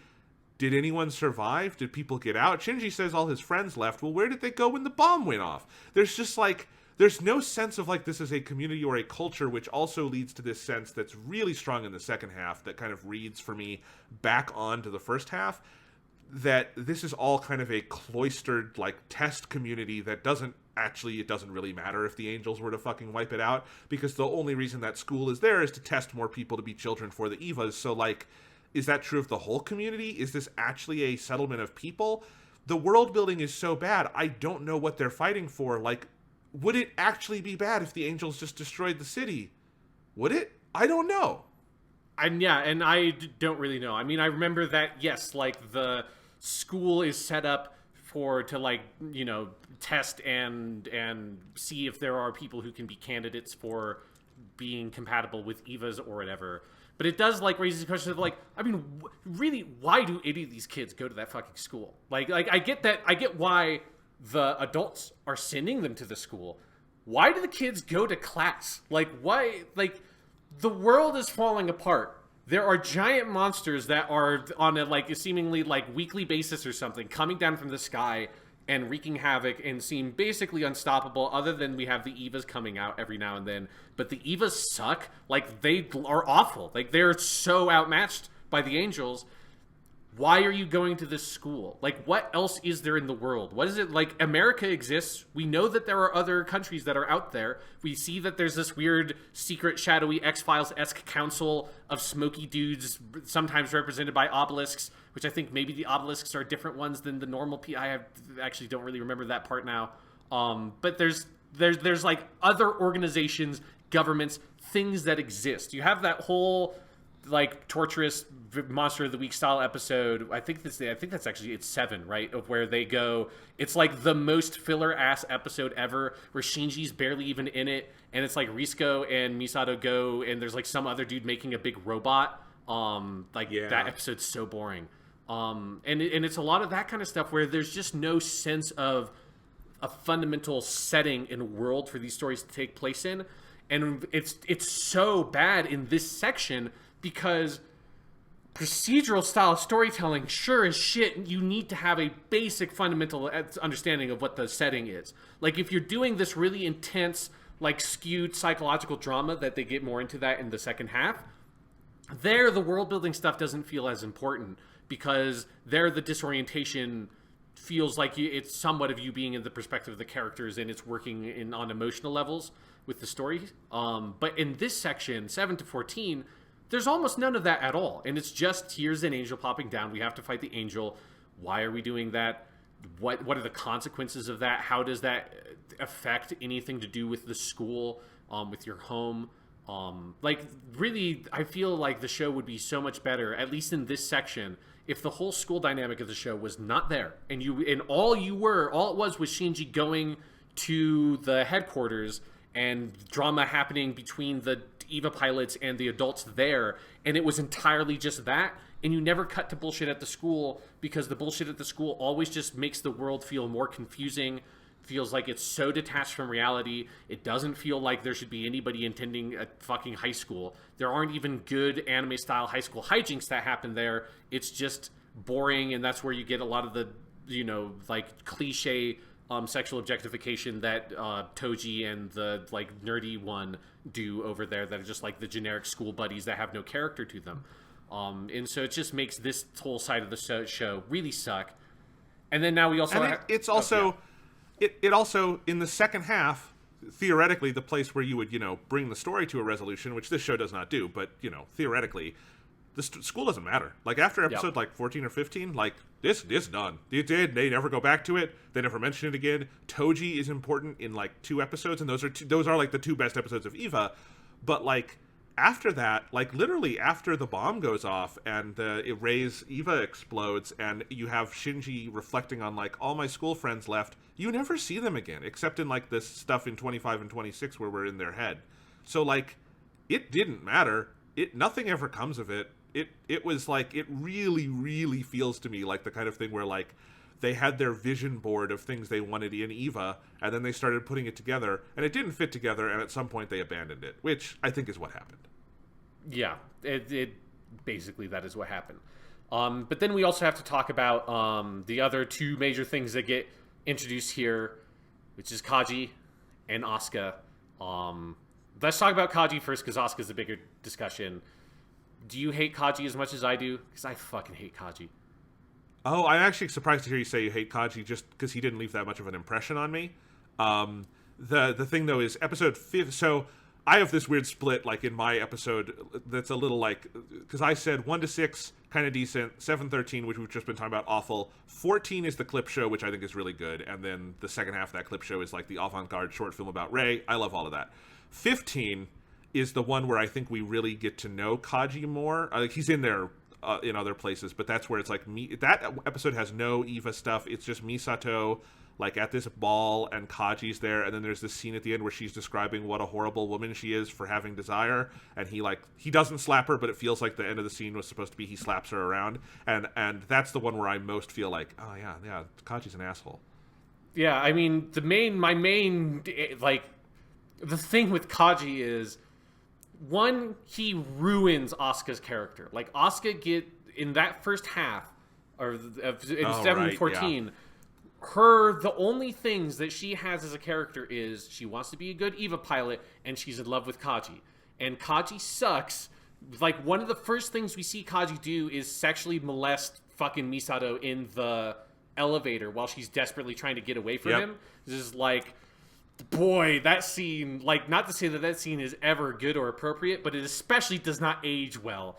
It becomes fucking just this is not some 1940s Han Solo ass playful Hollywood chiseled handsome man who's kisses her and she tries to resist and then she gives in. That trope is problematic for a number of reasons, but at least it doesn't feel like a crime is happening while you're looking at those scenes in those kinds of movies with that classic style Hollywood romance. Here it feels like that's the characterization they're going for with Kaji, and then he's just assaulting women, and it's just and they're physically trying to resist him and can't because he's bigger than they are, and it's this is horrible. This isn't some Shinji tripped over a thing and then accidentally grabbed a girl's boob bad anime trope, but it's it at least is engineered to look like an accident. This is just a man willfully committing a sex crime against a woman, and you're eventually supposed to find Kaji charming, and he's this James Bond-esque super secret double agent man who's really trying to do good things in the world. He just can't seemingly resist himself molesting people in elevators. And the show just has no conception of how that character actually comes across, and it so desperately wants us to like him. And the fact that Asuka is so in love with him, and that like really never... It's not as if there's some sort of culmination where Asuka realizes how awful Kaji is or something. Like, that just never happens. Like, Kaji eventually, I think does he die? Yeah, he gets killed. And he gets shot. They martyr Kaji. Yes. I mean, Kaji is... Here's the thing, Sean. Until I was like going through my notes last night to prepare for this podcast, I'm gonna come clean. I did not realize that the character they frequently refer to as Ryoji and the character they frequently refer to as Kaji were the same character. Because in the first half of the show, they mostly call him Ryoji, and he's the dude hanging around at Nerve who sexually harasses people, and he annoyed me, and I didn't realize he was supposed to be important. I wouldn't have even known... I probably didn't even realize it was the same character in every episode, because he has such a generic design, and he does what all the men on EVA do, which is sexually harass and objectify women. And I so tune those sequences out that I'm not really paying attention. In episode 15, they really take a sharp turn with his character, where, like, they give him a little, like, peach fuzz. They have him have more adult conversations with Misato. They wind up in a relationship. That's also where you get him being an espionage boy. And, like, the characterization of him in the second half of the show is so 180 degrees different from the characterization of him in the first half. Just to level with you, I didn't realize they were the same person. Well, good. That probably made it more tolerable. It did, because I was like, oh, this Kaji dude they just introduced in this episode, who's like, you know, he's a little chauvinistic, but, you know, he's doing all the cool spy stuff. That's kind of neat. I would not have made I realized it before this actual recording, but, like, while watching, like, I would not have made the connection that they were, and, like, I'm like, oh, so Asuka's in love with this new guy too. That's a weird yeah, like, because he's such a non-entity who's only there to harass people in the first half, and then it's a 180-degree character turn, plus generic design, plus generic voice. Blech. Yeah, so Kaji fucking sucks. Let's talk about Asuka in this section of the show, because they do a lot of different stuff with her later. How do you feel about her intro and all of that stuff? I hate it. Yeah. I hate it so much. I hate the episode where we meet her. I hate everything with her in 7 to 13. She's grating. She is obnoxious. She's basically there just to yell at Shinji and be generic, you know, anime girl who's mad. It is not deconstructivist. It's just the worst version of that trope. I guess in the broader scheme of things, you could say there's something there in that the second half they go under the surface with her, and I do genuinely think a lot of the stuff in the second half with her is pretty good, like when she falls into like just how deep they portray that depression she falls into, and in the show at least never comes out of like being so competitive and having nothing else. I think there are pieces here where you could make an interesting deconstructivist version of Asuka, in that she is this like competitive high school anime like tsundere character type who, like, then you look under the surface and there's like a lot of actual like pain and suffering there. That would not be completely novel, but it would be interesting. I don't think they ever connect the dots that well, because the show is so herky-jerk in the second, like, between the first and second halves, but she really annoys the shit out of me for most of this show. Yeah, no, it's just... I think the problem is that I think if the idea was to do the, like, oh, she just seems like this stereotype, but then we reveal psychological layers, they wait way too long to try to play that reveal, and it's just like, and it ends up feeling like it's, in a Kaji-esque way, it's just two different characters at some point. And it's if you wanted to do that, you have to give her some degree of interiority. You have to, like, care about her in that first half. Like, both the creators and the viewers have to, like, care about that character, and then you reveal more about her. But you can't have multiple episodes that are, like, effectively, I mean, they're not about her, because you don't really learn anything interesting. They don't actually develop her that much. But she's a primary feature in a whole bunch of those episodes, because she's the other EVA pilot, but there's just nothing there. There's no characterization other than the trope, and it's just one of the things that makes those episodes feel really dull, and they're just such a fucking pain to get through. Yeah, because it's the choice in the second half is that her competitiveness defines her, and she feels like without being a good EVA pilot, she has nothing. I'm not sure that's even fully seeded. I feel like she is competitive in like a generic again, like, she is like the tsundere, like, anime type where, like, she clearly kind of likes Shinji but is, like, mean to him, you know? Yeah. But, like, they work together, especially after episode 9. Like, they do the Eva stuff. She sometimes defeats the angel. He sometimes defeats the angel. And eventually, like, it kind of snowballs, but especially because those episodes all feel so separate and diffuse, and, like, there's no ties between them, I don't feel like there's a build to Asuka's breaking point. Like, the breaking point happens, and everything feels a little better in the second half because they've gone for such a more avant-garde style that, like, plot connections are just, they're de-emphasized to a degree. But if you try to tie it all together, it's gibberish. Yep, I agree. All right. So, but then there is this turn, and I feel like it's a pretty conspicuous turn the show makes. And, like, the creators of the show have talked about this from everything I've read. Like, there's a big quote on the Wikipedia page about, like, deciding or like, not necessarily deciding, but like winding up moving into a internal character psychology space where the second half of the show really is... I don't even want to say it's less about plot, because there is actually way more overarching plot in the second half than there is in the first half. But it stops being about, like, they definitely cut out the daily life stuff. It stops being Monster of the Week stuff. And it does go very internal, where the fights that they are having with the angels oftentimes get reflected and refracted against fights they are having with themselves in, like, an interiority, in a space of interiority.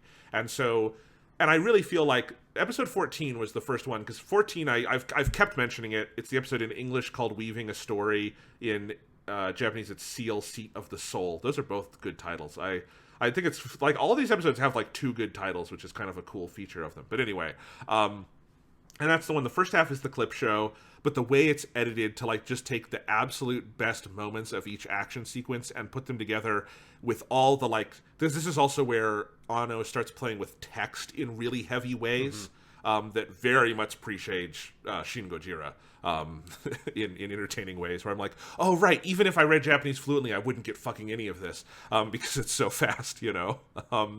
And it's so the way it's cut together with the text and the action, like, it's actually a very attention-grabbing clip show. And then the second half is this very avant-garde examination of Rei that, like, goes on full on. And when I say avant-garde, I mean it in, like, the full sense of the term. Like, it feels like it's coming out of a tradition. Like, there are shades definitely of, like, Stan Brakhage, who's an American avant-garde filmmaker, in terms of how it does these, like, really, not just fast cuts, but I mean, you have a ton of stuff within one, like, stuff like frame by frame going by with, like, text and, like, painted text on screen and all of that, and some of the call and response stuff with, like, text to image. It's very interesting. And from that point on, the show sort of, it uses that style much more fluidly throughout, and it goes much more inside the characters' heads. As you say, it finally realizes, oh shit, women are people too, and tries to give the women some characterization to varying results. And then you kind of build to episodes 18 and 19, which are, I think, from what I had read, I think most people tend to agree are the best of the show, which is the one where you have the 4th children go out, and you realize it's Toji, and then in the one after that, Shinji has to, you know, kill his best friend, kind of, that everyone lives in Eva. But that's like a real peak where it's all kind of, everything's firing on all cylinders, I feel like. Yeah, no, definitely. 18 and 19 are my favorite episodes as well. It is, I mean, because it is the thing that, like, the show just sort of realizes, I think, that's like, well, we kind of have no idea what the fuck we're doing with, like, the main plot and the angels and the world building and any of that. And so it just kind of dismisses a lot of that stuff. And so once it does that, it can just focus on the things that are interesting about Eva, which is the sort of more psychological character exploration stuff, the really interesting direction and sort of visual storytelling, and diving way deeper into that. And then, yes, the Toji, it's the, like, one good usage of one of those supporting characters is Toji is one of the other children's, and he gets into his Eva, and then Shinji has to fight him, and then, you know, yes, as you say, everybody lives.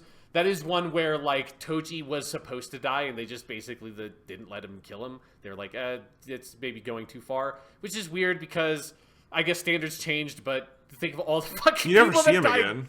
Yeah, I mean, you think of all the people that die in Gundam. It's like, really? Like, you couldn't kill Toji? Like, Victory Gundam killed off a killer character like every other fucking episode. why would you not be able to kill Toji? But I mean, they wanted to, they just couldn't, I guess. But yeah, because I mean, it's why they never really see him again. I think it's like they imply, because you see him one time in the hospital, and they imply that like his legs got destroyed or something, like he lost limbs, I think was the implication, but they can never actually show anything. So and then after that, he's just gone. Yeah. But yeah, because 18 and 19 are ambivalence and introjection, and 18 is the one where there's the fight with an angel, and Shinji doesn't. Well, no, it's not with an angel. It's that Unit 3 goes berserk and like becomes. This is where you fully start to learn that the Evas are like made out of angels, and so it becomes an angel. Shinji has to fight it. That's where you get, I mean, probably the most like iconic imagery of the show is Unit 3 walking against, like, with the sun in the background, and he's like completely in silhouette coming towards us. Like, I had seen that image in 100 places before watching this episode, and I'm like, that's where that's from, because it's so, and deservedly iconic. It's amazing. And the battle there is incredible, and it's where Gendo just goes full evil villain, and Shinji's like, I'm not gonna like, why, like, at least tell me who it is. I'm not going to kill a rando, and Gendo puts in the dummy plug and takes over and has the Eva seemingly kill the person in there. And at the very end, Shinji learns that it was Toji, because that's also, like, there's some really good writing in this episode where people keep almost telling Shinji it's Toji, and for, like, different reasons. Like, it doesn't feel too convoluted. It feels like it's very well done. He keeps not finding out until the worst possible minute. And then 19 is where Shinji quits for the second or third time. I forget how many times it's been. And he runs away, and then you have a really bad angel come in, and it kind of defeats everyone. Shinji comes back, and you get another just virtuoso action sequence where Unit 1, like, goes berserk, and crazy shit happens. And then apparently Shinji becomes primordial goo, which is a weird idea. But yes, those two, pretty crazy. Yes, right, yeah, because that's where the Eva, like, eats the angel, right? And it absorbs the S2 engine or whatever fucking techno bullshit they, like, throw out when people are, like, yelling things when those scenes are happening. You're like, I guess this dialogue probably means something. I don't know. This is just cool. This thing is eating this other thing. That's sick. It's an amazing. I mean, the animation there, and like the way, like, because pieces of the Eva's shell, which we thought were armor, are like coming off, and you're seeing like the angel underneath. Like, these are the two episodes that are most for me like, okay, this is why people love Eva, because I've never seen anything quite like these two episodes. Yes, this is also where it gets a little bit like. This is where you see a little bit of Space Runaway Ideon get in there, which is, it feels like if Tomio could have gotten away with it, Ideon would have been like this, where it's like actually this big like bio monster underneath, because there's a clear couple of callbacks to things, like really good episode from Ideon in how they do this, in the way that the, like, kind of coming to understand just how sort of alive what you thought was this machine is. It's really well done, and it's well done here. And then it climaxes with Shinji. He has like 2 billion% synchronization with the Eva or whatever, and he just gets absorbed. It's 400, but yes, whatever it is. Yeah, and he just gets absorbed into the goop. And then Eva's like, I kind of feel like Eva should have just ended there. Like, I feel like if they just stopped there, just be like, I'd be good. I'd be good with that, because there is good stuff after this. But this is also the point where I feel like once they get Shinji back from the goop, they just don't know what to do with him anymore. And they're like, well, I guess we can do some Asuka stuff, I guess. I don't know. Literally, Shinji... So episode 19 is where he becomes goop. Episode 20 is where he is goop. And I actually like 20 a lot. 20 is all, like, inside Shinji's head. It very much presages episodes 25 and 26. And at the end, like, he comes back from the beyond. His body is reformed. But after he's reformed, 21 is the flashback episode, where they fill in the entire plot. 22 is all Asuka, and 23 is mostly Rei. 24 is where you meet Kaworu. 24 is the one where it's an entire season of anime in 20 minutes. So there's at least 3 episodes after that where Shinji does not really factor into the stories. After he becomes goo, you really don't catch up with him again until episode 24, and his relationship with Kaworu. So, like, I agree. There's kind of like a aimlessness, because after that, I mean, that flashback episode it's pretty good in a lot of ways, but it's also like, it's so clearly, aw shit, we're almost at the end of the episode order. We have done no world building. We've explained none of this. You don't know who any of these people are. Let's fill in what we can. They fill in some things. It sets up, but the other thing about episode 21 is that everything it's filling in is it is setting up stuff for the climax that was never done. Yeah. Like the climax, maybe it's in End of Eva, I haven't seen it. In the show, none of that ever pays off. You never find out what the Human Instrumentality Project is. You never know what SEAL is up to. You never know what the Promise Day is. You never know why they want to do the third impact. That's all set up for something that never happens. It would be like if Lost ended before they did the finale, but after they did the episode that explained who Jacob and the Man in Black are.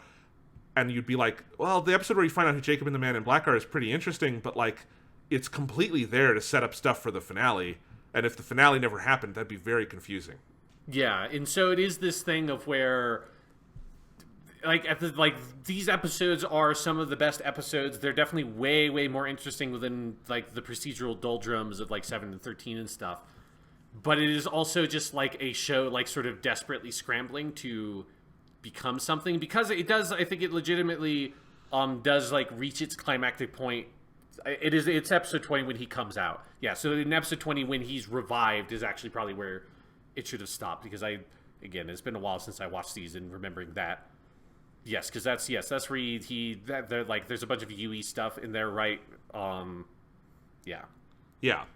So it's this... Yeah, because his mother, like the voice of his mother kind of brings him out, and yeah, I agree. It kind of feels like that would be the ending in a weird way. Because it's not as if the actual ending we got pays off any more than that. And so if you just stopped there and they didn't try to sort of continue to introduce weird world building concepts that don't really mean anything, aren't actually significant in any... I mean, I should say they aren't significant in any way. They're trying to make them significant. Me as a viewer feels like they ultimately become insignificant, even when, like, End of Eva does explain a lot more of that stuff that they introduce in the flashback episode. But it doesn't matter. Like, it's the problem with the show isn't that they don't tell you what the Human Instrumentality Project is. The problem with the show is that if they wanted to do that, that needed to be something that was set up like in the first half of the show, not something that they try to jam in near the end. And so it's never something that feels like it's coherent with the rest of what Neon Genesis Evangelion is necessarily doing. And so it's like, even if you know the answers, even if you get more closure on Adam or the angels or any of that stuff, that doesn't actually solve any of the problems with the storytelling along the way. And so it's just like, here's just a bunch of like weird stuff. We're just going to say some words from the Bible and we'll, pretend that they mean stuff. We'll kind of tell you a little bit about it in this TV show, and then we'll make a movie that'll tell you a little bit more about it, but it's still not going to be satisfying. Yeah, I want to talk a little bit about a couple of episodes in here. Episode 22, Staying Human / Don't Be. You can guess which one was the English title. It's not the one you think it is. That's the one where Asuka just goes into a horrible clinical depression, and I find that fairly compelling in terms of how it's directed and put together, in that it is this like collapse over the course of the episode of like self-identity and just shedding that, and like the extreme lengths they push it to. Like it's very extreme. And like the last time you see her in episode 24 before you jump into the ending, I mean, she's basically comatose and in a hospital bed, and like her ending is incredibly bleak. But I think the way it is by far the most compelling I ever find that character. All the stuff about how much she hates herself and everyone else, and they do some like avant-garde sequences where like they do this repetition of her repeating this stuff about how much she hates everything. There's something very true about that. There's something about how it feeds into self-loathing when that self-identity collapses that I think is well done. Do I think it could have been like set up and then paid off better if there were any payoff? Yes, but I find it as a standalone episode fairly compelling. Yeah, I agree that it's like, it's good on its own. It doesn't really signify much for Eva in general, because again, this is information that you're learning 4 episodes away from the end, where you're like finally actually diving into Asuka's character. It just like feels a little bit too little too late. But like, as you said near the beginning of the podcast, like, Eva is good at this point, delivering solid individual episodes that have lots of solid individual moments in them. And this is one of those where, like, the direction and editing and the visual quality, it's actually very effective at trying to dive into the character's psychology. It just feels like, man, I sure wish that they had figured this stuff out way earlier, because if you had a whole show that was intentionally created around this kind of storytelling, it sure would be very good. Too bad it comes in at like episode, like in this last sort of set of episodes. Yeah.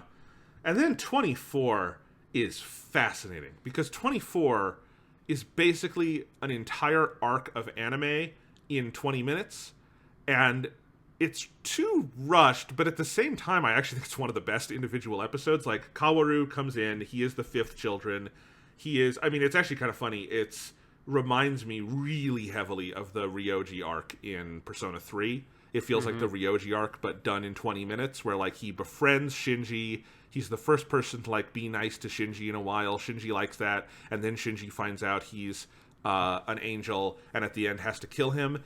And this honestly was, outside of maybe 1819, my favorite, like, the episode, like, I most just full-on enjoyed, because there actually feels like there's plot movement where, like, he's this guy who's been sent, but he's actually an angel, and he's going down there, and he's going to spark the third impact, and so Shinji has to go after him in the Eva, and it's really sad because he doesn't want to have to kill this guy, and they wind up having this battle where Kaworu can just control the Evas with his mind, and, like, it's all the stuff down there, and, like, the layers under Nerve is such an interesting, like, designed piece of animation, and I really actually like all of that stuff, and it feels like a really effective climax.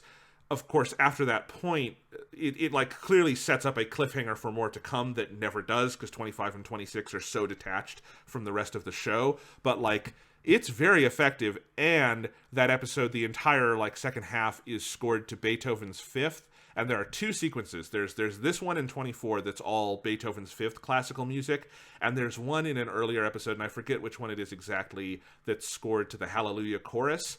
Those are two of my favorite, like, virtuoso directorial sequences in Evangelion, where it's all done to these classical or spiritual, like, hymn-style pieces, and those are just, again, on the level of, like, aesthetic put together, fucking jaw-dropping incredible. I really love that stuff. Yeah, I agree that it's very aesthetically compelling.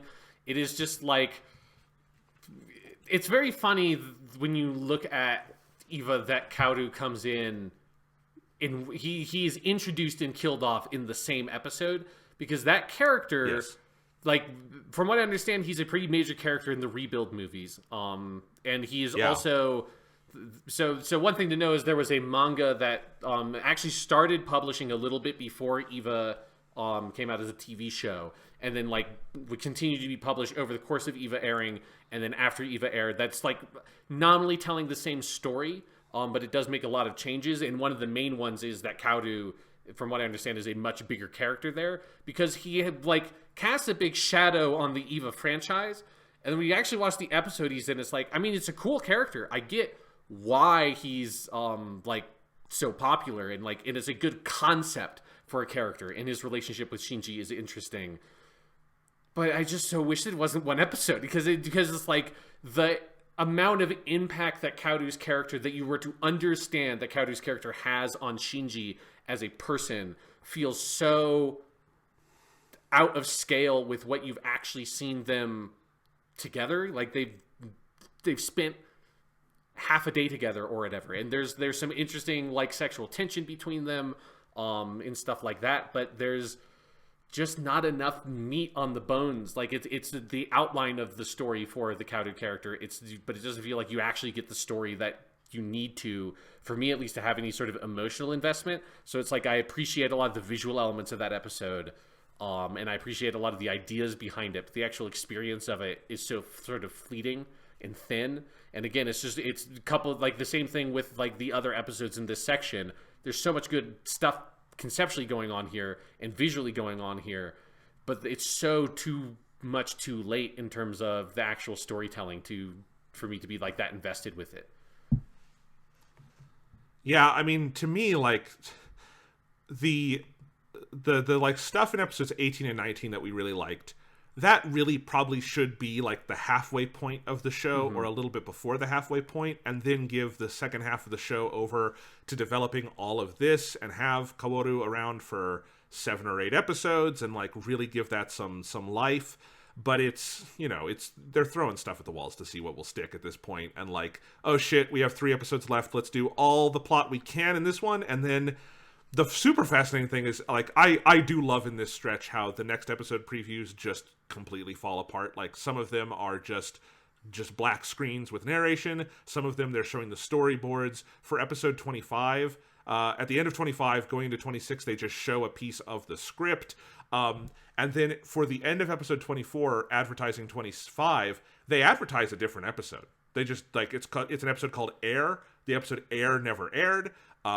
It's all storyboarded material that they're showing, but none of that is in episode 25. Like, clearly 24 was building into something else. That something else never got made, and then 25 is just something completely different. So, like, it's so balls to the wall crazy in terms of putting it together. It just, none of it holds together. Yeah, it's frustrating. This is also because we skipped over the episode where you find out that Rey's a clone, right? Doesn't that happen? Oh, yeah, we did. Yeah, Rey's a clone. Yep. Rey's a clone. Okay, can I do a rant now? Yes. Okay. I hinted at this earlier, but since we've mentioned that Rey is a clone, I really need to say it now, Sean. Uh-huh. Why does Shinji need to be in the EVA? Why? Why does Shinji need to be in the EVA? Why does Asuka need to be in the EVA? Why do they need to have a whole school program to find more kids to throw in more EVAs when Gendo has invented this, like, they never really in the show make clear what Rey is, but, like, she's some kind of, like, AI he has put together, and, like, she gets put in a succession of bodies that keep dying, and she is also the source of the dummy plugs. And throughout the show, by far, the best and most effective EVA pilot is Rey. Like, there's no doubt about that. Like, Shinji fucks shit up. Asuka is honestly pretty bad at her job. Rey, pretty much any time they put her out there, gets the job done. She's very good at it. When they need, like, Shinji won't kill the 4th children, she puts in the dummy plug, which is just Rey, and it gets the job done. Why do they need this? They have the fucking Rey clone. They have all they will ever need. They don't need to put kids in the EVA. I know that, like, not everyone at NERV is, like, fully cued in on all of this, but Gendo knows that. So to my knowledge, he's just doing this shit with Shinji to fuck with his son. And it just, that's the thing, is, like, by the end of the show, it's not just that I never find out why Shinji needs to be in the EVA. I find out a very direct reason why he shouldn't be. And it pisses me off. And then, of course, because the show has no narrative resolution, it never comes back and is talked about. So, it's fucking stupid. Yeah, there is, like, more of a reason of why Shinji is in the EVA that I feel like the TV show hints at, and End of EVA makes more explicit, so we'll talk about that there. But you are right that, like, even when there is a reason why Shinji is suited to be an EVA pilot, it doesn't matter because you have an infinite number of Reys that you can make that can all just be and EVA Rey's pilots. better at it. Yes. Like, she works. It's good. Like, it works. Like, they because Rey dies, and this is the third, because that episode is Rey 3. So you had the first Rey who is killed. That's the one that's killed by Ritsuko's mom, right? And then you have Rey 2, which is the Rey that we know for most of it, and now we have a third Rey. And they all seem good. Like, they're all good. We can make more Reys, more EVA pilots. It is a weird, like, it's one of those problems with, like, them trying to be so cryptic about all this bullshit. There's just, like, why can't you do this? And maybe there are reasons, and I have some ideas that we'll talk about. We'll revisit this with End of EVA. But I don't feel like the show actually gives a good, or that movie ever gives a good explanation for why you have to actually be in this scenario. You know, they're not as pushed against their back as they seem to be, because Gendo is always holding back information. He's always got another card up his sleeve. Gendo seems to be this character that in so many ways is sort of unstoppable or infallible, strangely, and yet the show is constantly telling us how much, like, these characters are so desperate. We're so with our backs against the walls against this thing, and you never just get a good, satisfying resolution to any of those dynamics. Yeah, and it's just where, I don't know, it's frustrating. I wish this show could like ground some of its setting more firmly, so that way you don't have to constantly be just asking questions of like, so why does this work this way? Why would this be the best way for this thing to work? Why does this have to be so complicated? And it just feels like it's because they didn't come up with any of these ideas until you got to the second half of the show. Yeah, and you guys know this about me if you've listened to this long enough. I don't like to be the plot hole person. I don't like to be pointing out little inconsistencies here and there like I'm doing a fucking Cinema Sins video. I hate that. But there is a level where I think you have to have a world with internal logic so that I can, like, understand character motivations and I can know where people are coming from. And, like, it's when it gets to that level where I either don't buy the themes of the show because of the narrative undercutting them through gaps, or I don't understand or buy character motivations for the same reason, and Eva suffers from both of those problems. That's when I start caring about what you might call a plot hole or just a lack of narrative consistency. Yeah, no, it's frustrating. So, Ray's a clone, and it's so funny that they introduced that in episode 23, because it's just like, well, you don't have any time to, like, ever in the show deal with this revelation. Because in my memory, that information was revealed way earlier, and I think it's vaguely hinted at in that second half of episode 14. But yeah, the fact that, man, they don't tell you that until the very end is fucking crazy. Also, so at the end of that episode is where Ritsuko destroys all of the clones, or she destroys all of the bodies because she learned that Gendo had another lover. So both her mom and her went crazy and killed a bunch of Rays because they found out this awful dude they were fucking was, like, into someone else. Again, this show's opinion of women is very, very, very low.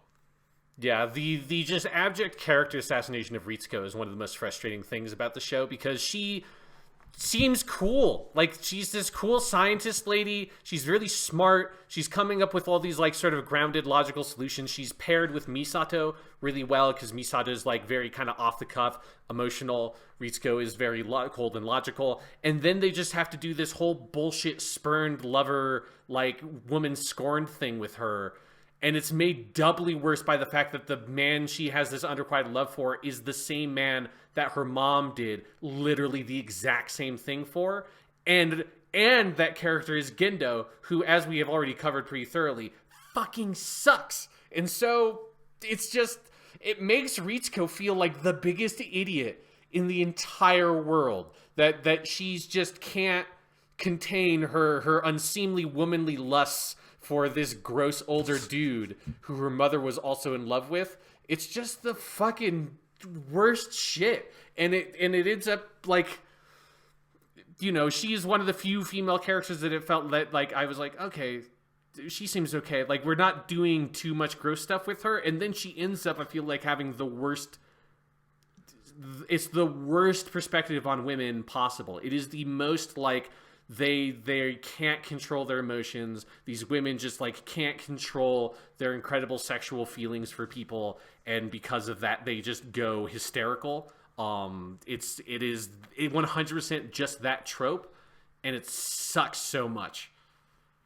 Yeah, again, deconstructivism means you take a trope and you do something with it, not you take this trope from, like, 1935 and just do it and then move on. And that's basically the last thing Ritsuko does in the show.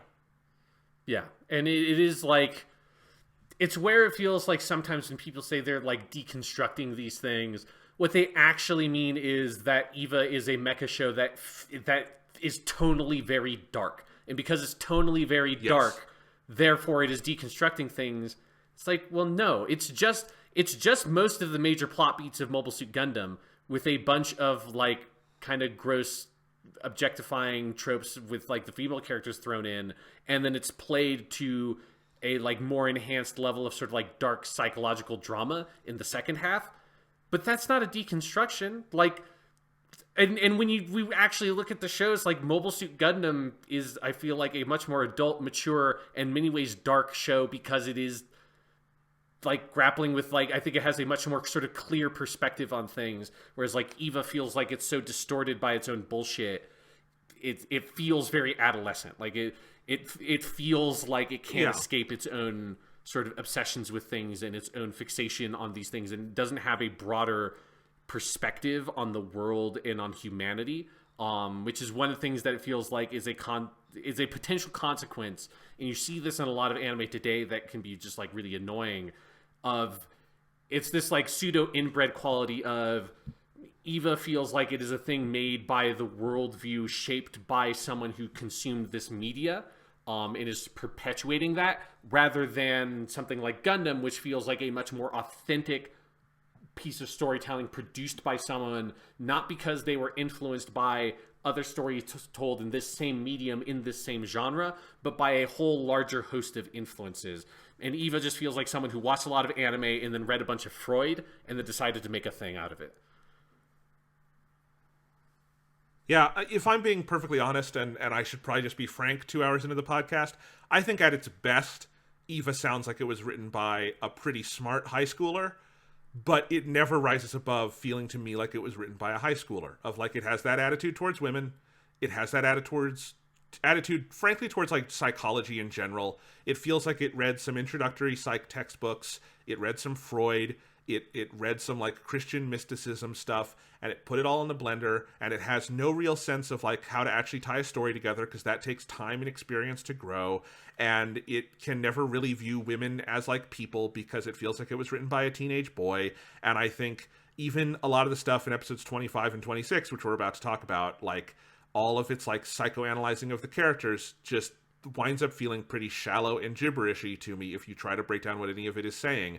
If you put it next to something like Mobile Suit Gundam, which feels like it was written by an adult who is one of the most talented writers in the history of his medium, who is actively like coming up with stuff and thinking so thoroughly through every detail of this world and the thematic implications, and like, you know, like really genuinely questioning in episodes like Coming Home of Gundam, like what it means to become a killer as a child, and like what that impact has on the psychology of a person. And you compare, because they basically come to the same thematic point at the end of both shows, and Gundam feels like it's actually done that with real people and not signifiers inside of someone's very adolescent interior mind. That's what it feels like to me. I think Eva feels like something that, and I want to be careful here and not insult like any of our listeners, because I don't think you're stupid if you like Eva. I'm not trying to say that. But it does feel kind of like the effect where you get sometimes with college students who will be like, you know, back in the day, you would get this a lot of like, what was the Jake Gyllenhaal? Donnie Darko. You'll be like, Donnie Darko is the most brilliant movie I've ever seen. Or, you know, Pulp Fiction is the most brilliant movie I've ever seen. Or we already mentioned it, Sean, Fight Club. That's a brilliant movie. Because it's the first movie they ever saw that aspired to any kind of like thematic resonance. And I don't think any of those movies, with the possible exception of Pulp Fiction, which is very good, really have any thematic resonance or interesting or original ideas. And in all cases, those are all pastiches. Eva kind of feels like that to me, and it kind of was to the American anime market, because a lot of the things it was playing on had not come to the American anime market when it came out, so like it was like kind of ground zero for some of these things. But it does kind of feel like, I look at it and I'm like, as a 27-year-old adult, I look at it and I'm like, okay, kid, that's cute. Try again. That's kind of what it feels like to me, and I feel like it would really strike you most if you were like a 15-year-old boy who had not seen a lot of anime or had not read a lot of Freud and psychology, and kind of had not seen like avant-garde film and had not seen kind of the wider world of these things. It would congeal in a way that's like, oh, this is fascinating. For me, it just kind of looks like a mess that I would, you know, if I'm grading it as a paper, would give like a C to, and, you know, maybe a B for, you know, audacity. I don't know. Does that make sense, Sean? Yeah, because I kind of agree. Like, honestly, the thing it reminds me of a lot is it reminds me of when I read the graphic novel Arkham Asylum, A Serious House on Serious Earth, which is a Grant Morrison graphic novel. It's like one of the inspirations for the Arkham Asylum video game, and it had been hyped up to me a huge amount. And I read it probably like junior year of my undergrad studies. And if I had read it like a year before I went into college, I probably would have loved it. But since I had read it in the middle of me like reading a bunch of like literary critical theory that's like psychoanalytic theory and feminist theory and Marxist theory and so on and so forth, and then I just realized, I like reading through it, that's like, oh, all this is Grant Morrison just like took a character and said, you're going to be like the Lacanian mirror stage represented as a character. And it just felt like this very thing of like, oh, if I've read the things that you read, I don't get anything out of this, because all you're just doing is kind of like reproducing some of these tropes and concepts from literary theory, and you're just turning them into characters. But it's not interesting. Like, there's no larger story being told. It's just, you're just kind of like repeating Freud. And a lot of Eva, when it gets into the psychological stuff, I find it interesting because it's more interesting than what came before it, and because it's more like it's put together and presented in a way that's much more exciting, because it's much more visually coherence, maybe not the right word to use for it, but it's more visually engaging. It uses like interesting cuts and stuff like that, and so it's like more fun to watch. But when you actually think about the psychology, it feels like it coming from someone who read Freud and took him seriously, which is like, you have to take Freud with a grain of salt. Like, and especially as someone who has a background in literary theory, where psychoanalytics and like psychoanalysis in general has been like out of vogue in literary criticism for a pretty long time. Like, most literary critical thought is way more, we're in a big Marxist phase right now. And so there's like just a certain amount of like, we just kind of don't do this. And it's like, there are interesting things about Freud, but you have to filter Freud a lot to get something I think that's like particularly usable from it. And if you're just reproducing edible complex type bullshit, which is a lot of what we get with Shinji and his relationship with his mom, his relationship with Gendo, his relationship with women in general, like, if you get unfiltered Freud, one of the main things that's going to suffer hugely is your psychological understanding of all of your female characters, because all of Freud's psychoanalytic stuff is aimed at the male consciousness and the male mind, and its treatment of women sucks. Its understanding of women fucking sucks. It's not even to say that its understanding of men is like accurate or good, and it's not like to be taken as this is the actual truth of how human psychology works. There are interesting ideas in there, and Eva just takes it and plays it so fucking straight. And you get a lot of that stuff in the last 2 episodes where it becomes completely abstracted. And so all the characters just become vague representations of sort of pseudo-Freudian psychological concepts. And you just get that kind of bullshit repeated at you a lot. And I'm like, I'm good. I played Metal Gear Solid 2. I don't need this. Yeah, and I mean, it's not just that Freud's representation of women sucks. It's he doesn't have a representation of women. There is no consideration of the female consciousness in his model. Like, women are specifically excluded from that model. And I'm coming from a discipline in film studies, Sean, where we're still all about psychoanalytic theory, and it drives me fucking crazy because it's stupid. But like, I can see a lot of film studies people going ape for Eva because they can draw all the fucking Freud references. But like, I completely agree with you on this, and maybe time we move past it. You guys over in literature have figured that the fuck out. We haven't.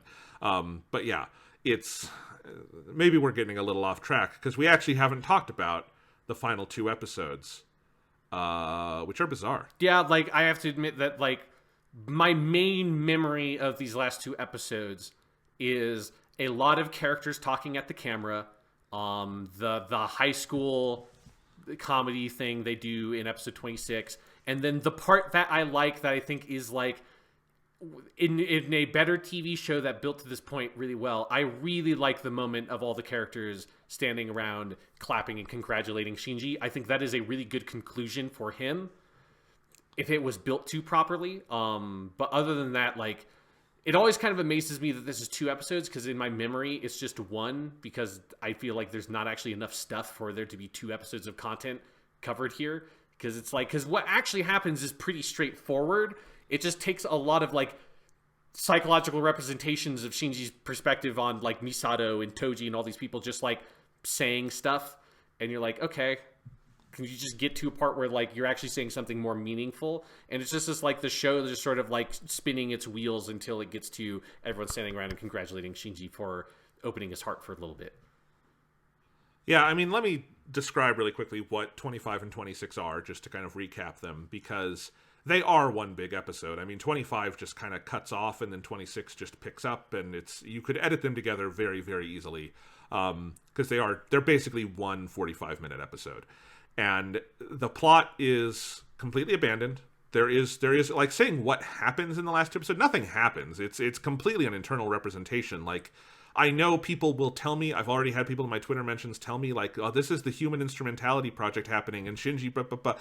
Yes, I understand. You can, if you read it on Wikipedia or watch the End of Eva, it probably explains that. I'm talking about the actual episodes 25 and 26 in the context of the show, and you literally never see anything in the actual diegesis of the story in these episodes, because you're just in their minds as psychology stuff is happening. Because these episodes are pretty much photo montages. A lot of it is still images and people talking to you. Once in a while, you get a slight amount of animation where you will have a character usually not against a background, because they probably could not afford to draw a background, and they will talk at you.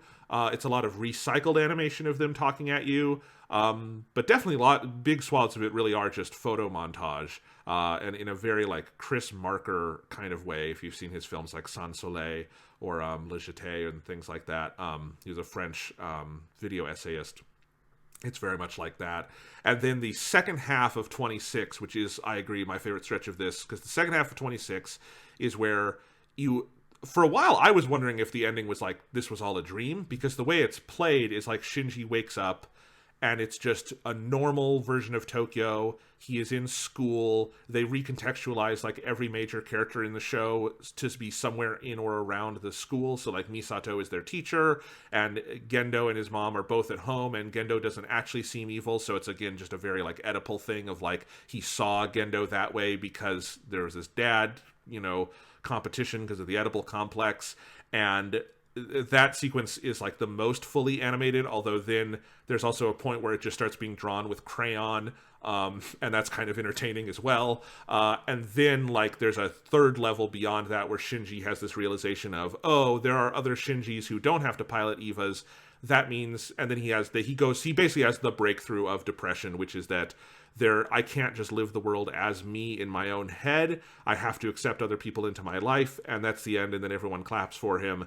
But again, we never go back out of the psychological realm. We never find out what happened after he killed Kaworu, or what was going on with Gendo, or any of that. It is a complete departure from the story of the show, and it is this emotional like discussion of all the characters, mostly on this theme that we can debate was actually there or not, of accepting people into one's lives. And basically the 25 and 26 are, I would call them a video essay on the notion of what it means to live a solitary life versus a communal life.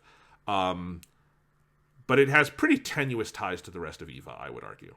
Yeah, it's like, for me, it is a thing, because we hit on it earlier, that those ideas, because those ideas are built into Shinji's character. Like, it's clearly there throughout the show.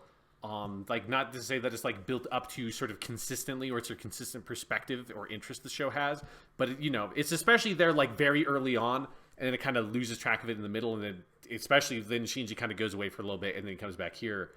But like the main issue is it kind of feels like that character revelation for Shinji should be the character revelation he has halfway through a show, not at the very, very end of it, especially because that's only part of what he needs to learn. The other part he needs to learn is you open yourself up to people, and then you come to recognize the people in your life who you shouldn't open up to, the people in your life who are abusing you or using you and manipulating you, which are most of the people that Shinji knows, especially Gendo. Gendo's the obvious big one, but yes. Like Misato is guilty of that. Ritsuko is guilty of that. Asuka is like physically abusive to him. Rei is the only one who's not, because Rei's like a weird, and she's a clone girl. But everybody else is like either physically and especially psychologically abusive and excessively manipulative of Shinji. Very few people are actually trying to help him or like, be like I think Misato wants to help him. I don't think Misato enjoys manipulating Shinji, but she sure does a lot, and very directly and deliberately, and we know she does. She's aware of the fact that she does, and she does it anyways. And it's like, it sucks to have Shinji's endpoint be, and I'm just gonna say, like, End of Eva does not change this. Like End of Eva has a different ending for his character, but it's not one where he like comes to learn that people are abusive to him.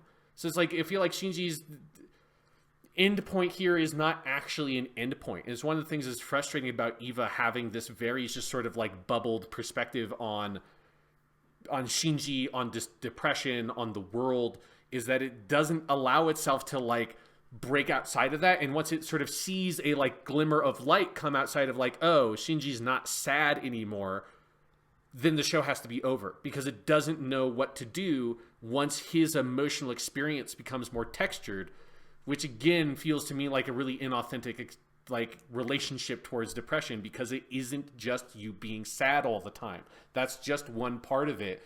And Shinji sort of getting this little light, having people congratulate him, and then cut, it's over.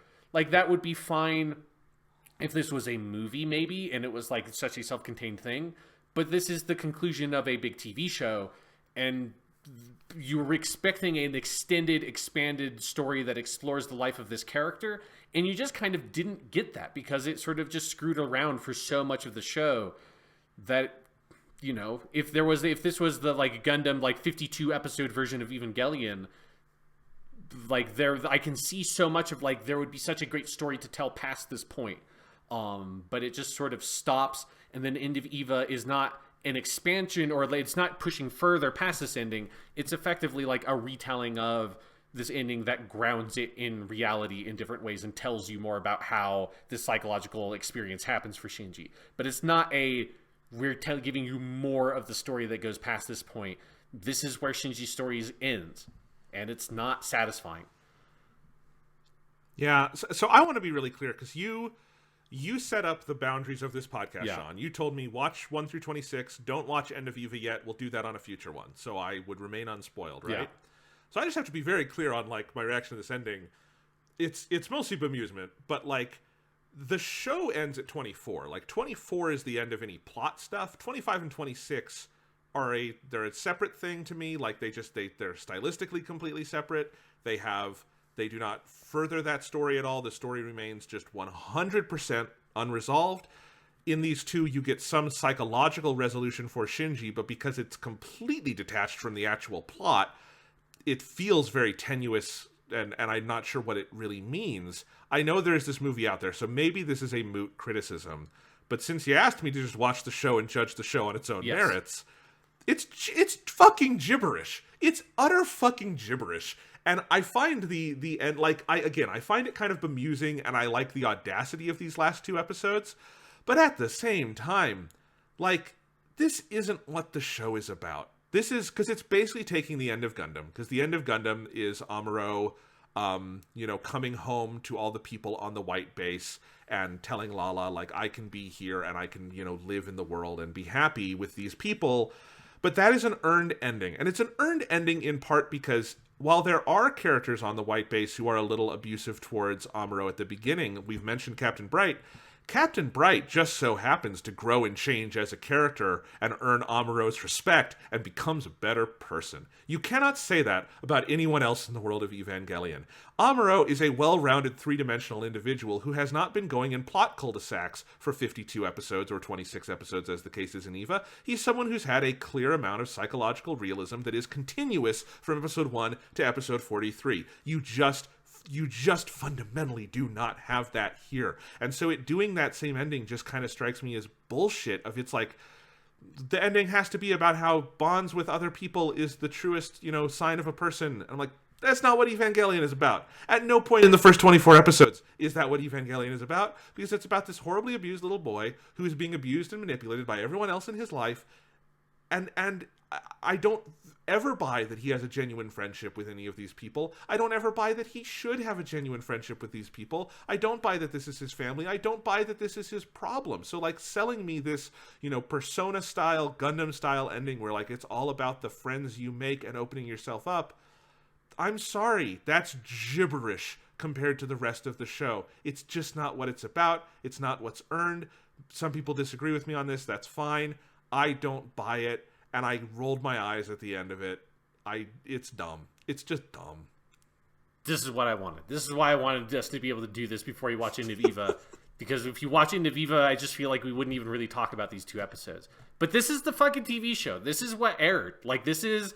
I mean, you know, they announced the movie shortly after. The movie came out 1 year after the show finished airing. But, like, that was a year where people are like, well, this is the end of it. And if you watch the TV show and never went to go see the movie, this is what you got. Yeah. And, you know, there's an entertaining audacity to it, but I don't know. It's not a finished show. It's not a finished product. And maybe that doesn't matter because they did go back and finish it. And Anno went back and actually redid the whole thing a second time with the rebuild movies that are still coming out. So maybe this is a dumb thing to complain about. But just from my standpoint of watching the 26 episodes as they're presented in a row on Netflix, where it then, you know, shoots you back to the main screen and it doesn't autoplay anymore, I was bemused, but I also felt a little bit like the show just clearly has some storytelling ADHD where it's about one thing for a while, and then it's about another thing for a while, and then at the end, whether it was due to budget or whatever, they did not make an attempt to finish the story they were telling. Yeah, because I feel like They it's did something also... else. I feel like sometimes people use the budget thing as, like, this excuse. It's like, I mean, dude, Mobile Suit Gundam was supposed to run for 52 episodes. They completely had to rewrite everything about how that show ended because it got cut down to 39, and then they desperately had to, like beg for them to be able to get 4 more episodes to get to 43. Like, lots of shows get fucked in that department, and lots of shows find, like, creative ways to get around it. And in some places, like, it is the, like, Eva running out of space that ends up making some of the endings, like, the last set of episodes, more compelling than what came before it. So in some ways it is enhanced by that. But then it just feels like the problem was there was nothing coherent at the basis. At, like, the foundation of the show was built on such, like, shifting sands that once, like, push came to shove, once their backs were against the wall, there was nothing for them to fall back on. It's like, this is the core of what the show is about. We'll just have to do a very stripped down version of that. Because when Gundam was in that exact same scenario, there was such a solid foundation for the show that they ended up making what, like, I think is probably a much better ending than they would have had their episode count not been cut. And so for me, it's like, it sucks that they, you know, that the production was like poorly managed and all that kind of stuff, and that they ended up in this scenario. I mean, obviously they ended up making shit tons of money off of it and then managed to make a movie, so I don't feel that bad about that part. But for the TV show, it, like, kind of sucks that you couldn't do the full thing the way you originally intended. But anything about the, like, original intentions around Eva got, like, jettisoned probably sometime around episode 10 anyways. It's just like, it was a poorly managed project, not just from the perspective of money and like scheduling, but just in terms of, like, writing and pre-planning. It just doesn't ever seem to have been there, and you can really tell by the time you get to the end. Yeah, I mean, because I also want to say that the myth that this was just they ran out of money and this is what they had to do is not fully even backed up by the people who made the show. So, like, on the Wikipedia page, and I haven't done deep research beyond this, but there's at least this attributed quote. Toshio Okada, who worked on the show, he said that, you know, while it wasn't only a problem of schedule or budget, it was also that Anno couldn't decide the ending until the time came. That's his style. So part of it was like they could have made more than this. Like people on the show have said, like you know, part of it was also just, and I think you see that in that, you know, episode 24 has a preview for an episode that was never made. Like, Anno couldn't really decide where to go with it, and so they did this thing at the end, and yeah, it is problematic, and that's fine. You know, if you love it, you love it, and if End of Eva is satisfying, I don't know, I haven't seen it, then maybe it's not that big a problem, but you know, it is what happened, and it's a very fascinating incident. But I think the other thing to just note is that even if 25 and 26 had been a more conventional conclusion, I feel like the problems of, like, scheduling and narrative pace and all of that, they're so clearly there well before you get to the end. The problem is not they ran out of money for the last 2 episodes. There was a lot building up to that. Yeah. So I think we're starting to wind down here. Are there any major thoughts you have about Eva that we have not addressed, Jonathan? I mean, I want to stress again that it is brilliantly well directed. And, you know, I would criticize the writing pretty heavily. Anno's direction feels very much like a young up-and-comer who, like, kind of knows what he wants and how to get it, and is bold enough not to, like, listen to the rule book, which you get sometimes with, like, young directors doing their first big project. And it's brilliant. Like, especially the sense of scale, I think, in a lot of the battles between the Evas and the Angels is something I have not quite... Well, I've seen it because there's stuff that Eva influenced, like a Pacific Rim or something, like, very clearly. But seeing how they do it and how they project that sense of scale is incredibly impressive. Should we talk about the music? Oh, yeah. Yeah, I mean, the music's very, very good. The main thing... I mean, so the best thing about it is obviously just Cruel Angel's Thesis. But then in terms of, like, the in-show score, you have the Decisive Battle track, which is a classic, and that is one of the ones that is the most clearly and heavily plagiarized. It's pulled from a James Bond movie. So it's like the music is very good.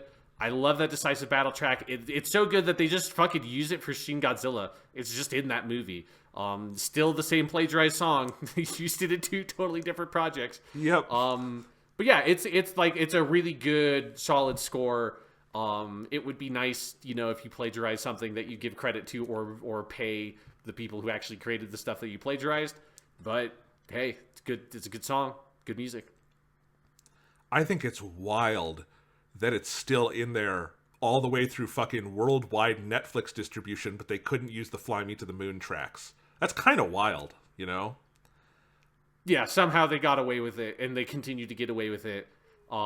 It's like, that scene with Jesse near the end of Breaking Bad. It's like, he can't keep getting away with it. You gotta stop these people from just plagiarizing this fucking James Bond soundtrack.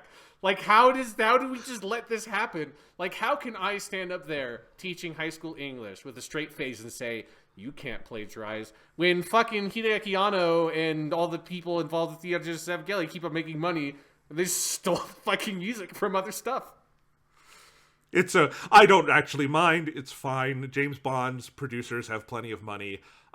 Just like I don't mind that Gundam F91 has very, very clear John Williams ripoffs in it. It's fine. Yeah. But, because also that Decisive Battle music, wherever it's taken from, it's very good. And when that comes up, I perk up a little. Yeah, so, okay, we talked about the music, the animation, the characters, the voice acting. I don't know. I feel like I've expressed my frustrations. Do we want to go back to... I think where we might want to end, Sean, is back to this question that we've come to periodically. Is Neon Genesis Evangelion a deconstruction of the mecha anime genre? Why or why not? And should we also, maybe give an example of what we mean by something that is actually deconstructivist? Sure, yeah. Because, I feel like our answer is both no, right? Like, I don't feel like it's deconstructive. No. I feel like Mobile Suit Gundam is a good example of one that is, deconstructivist of the super robot genre, in the sense of here are a lot of the basic fundamental elements of this genre that is about adolescent characters getting inside of these giant war machines. And in super robot stuff, we're having fun. We're fighting weird aliens that come down. Which is basically the Angels. It's Ultraman type stuff. And it's fun, goofy action with these child protagonists. And then Tomino takes that and transplants it into a grounded, hard sci-fi style setting where the themes become about... Should these tropes occur in the story in a more grounded setting? What are the actual impacts that they have? What kind of psychological impacts do they have on the protagonist? What does it mean to inflict violence with mechanized warfare? Taking those things that are just assumptions built into the tropes of the genre that people kind of skip past to set up their show, and then sort of pulling those back and saying, well, what do these actually mean? What are the real impacts of these kinds of tropes in a more grounded version that doesn't just kind of dismiss them and kind of jump over them? Yeah, I think the most famous example of deconstructive media in modern pop culture is Alan Moore and Dave Gibbons' Watchmen. We've talked about Watchmen many times. Watchmen is the ultimate example of media genre deconstruction, of taking superhero comics and really kind of peeling them apart, where by the end they're kind of unrecognizable. But all of that is from that basis in Moore as a writer and Gibbons as an artist having a really deep understanding of Golden Age era and subsequent comics. But same with Mobile Suit Gundam. Eva, what is it supposed to be deconstructing? Because if it's deconstructing the mecha anime genre, then what is its like? What show is it specifically reacting to? Because the idea of the protagonist kind of not wanting to get in the mech and being psychologically scarred from that and being depressed and that had been done in 4 different full Gundam shows at that point, plus all of the things inspired by Gundam. Like, that had been done. A lot of the other things in here had been done. And that doesn't make Eva bad. It just makes it not a deconstruction. And where it does make it kind of bad is I think the show does think it's a little smarter than it is at points. But with everything you said, I don't know if Hideaki Anno himself would call it a deconstruction, like based on his knowledge of anime. Do you know what I mean? I've never heard him claim that. Obviously, like, I don't know enough of like Japanese to know like Japanese terms for critical theory and stuff like that. Like, I don't know if deconstructionism is a concept that is like used generally in the way that Japanese people would discuss media or storytelling, because it's not like it's some sort of inherent true thing about a genre or style of storytelling. But yeah, I don't think that Anno would claim it's some sort of deconstruction. Like, the closest, and this isn't a deconstruction, like the closest is that it's like a genre mashup. It's more of a genre mashup of kaiju style Ultraman stuff with real robot Gundam stuff. Like, that's really what it is. And it's not deconstructing either of those two genres. It is just taking a lot of stuff that you'd normally associate with Ultraman, and then it's taking some like storytelling tropes you'd normally associate with Gundam and putting those together. Yeah, like that's really what it feels like is sort of like what it is doing with its genre in its storytelling setup. Yeah, the word for that is pastiche, I think is what we would call it. I think if you wanted to call Evangelion a pastiche, I could 100% believe that. It's got a Tarantino-esque quality to it in some places even, I would say. Yeah. But deconstruction, I think, is the wrong critical word. So there you go. So Sean, now that we've shit all over this critical darling, and we've lost all our subscribers, what do you want to talk about next? Do you want to do a podcast on gun control? Should we just do an abortion debate here? I mean, I assume no one's listening anymore. I mean, but we're not done, Jonathan, because we still have a whole fucking movie. I want you to watch End of Evangelion so we can talk about it. Before we watch End of Evangelion, to end this podcast, Jonathan, I just want to ask you a series of questions to see if you can answer these questions about Neon Genesis Evangelion for me. And then I'm going to ask you the same series of questions after we watch End of Eva and see if you can answer any of them then. It's basically a pre-test, post-test. This is just legitimately me being curious. And if you asked me the answer to a couple of these questions, I don't know if I could answer them. So I am excited. This is Sean Chapman, high school teacher, coming through in full force. So first question, Jonathan. What is the Human Instrumentality Project? I have no idea. All right. That's never explained. What is Gendo trying to do? I think the most I could say vaguely is he is doing something to try to resurrect his dead wife, and I think that's part of what Rey is there for. I don't know how or particularly why, because he doesn't seem like a person who's actually capable of love, and I don't really understand why his wife was in love with him. But he has some sort of animal magnetism. So yeah, there's something related to that, but I don't know beyond that. Okay, wife stuff, I guess, is the answer to that question. All right. Yes. So then, speaking of wife stuff, moving on. What was Yui Hikari, Shinji's mother? What was she trying to do? I have no idea. Okay. Maybe research all the Dead Sea Scroll stuff. Maybe, but I don't know. I also don't know what killed her. So. All right. What is the Spear of Longinus? I mean, it's a big-ass spear that's stuck in Adam, but it's not actually Adam, it's Lilith, I think we learn. I don't really know its importance or what it does, but he does throw it up and then it goes into the moon, or it's orbiting the moon, and that's kind of a cool visual. I don't know, is there like some, like, was... They never go into this, so I don't know, but it feels like there was some kind of, like, Atlantean society, like Atlantis, that, like, all this came from, like, the spear and the people, and, like, there was some, like, underwater world before. Maybe that, but I don't know. This is part of the quiz. This is me curious. Do you know what, like, the actual world historical Spear of Longinus is? No. Okay. It's the spear that the Roman dude used to stab the side of Jesus when he was crucified. I should probably know that, but no, that doesn't impact anything about what it means on the show, just in case you were worried. Okay. Okay. Okay, next question. What is third impact?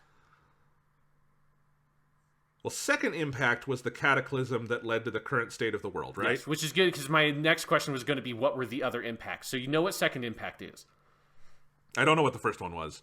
The third impact is, I assume, the next cataclysm, and I think they state that it will happen if one, because the angels, I think, are trying to get to Adam, the like dead body they have on the cross, and if an angel reaches Adam, it will trigger the third impact, and that's why they're worried when Kaworu is going down there, and that's why Shinji has to kill him.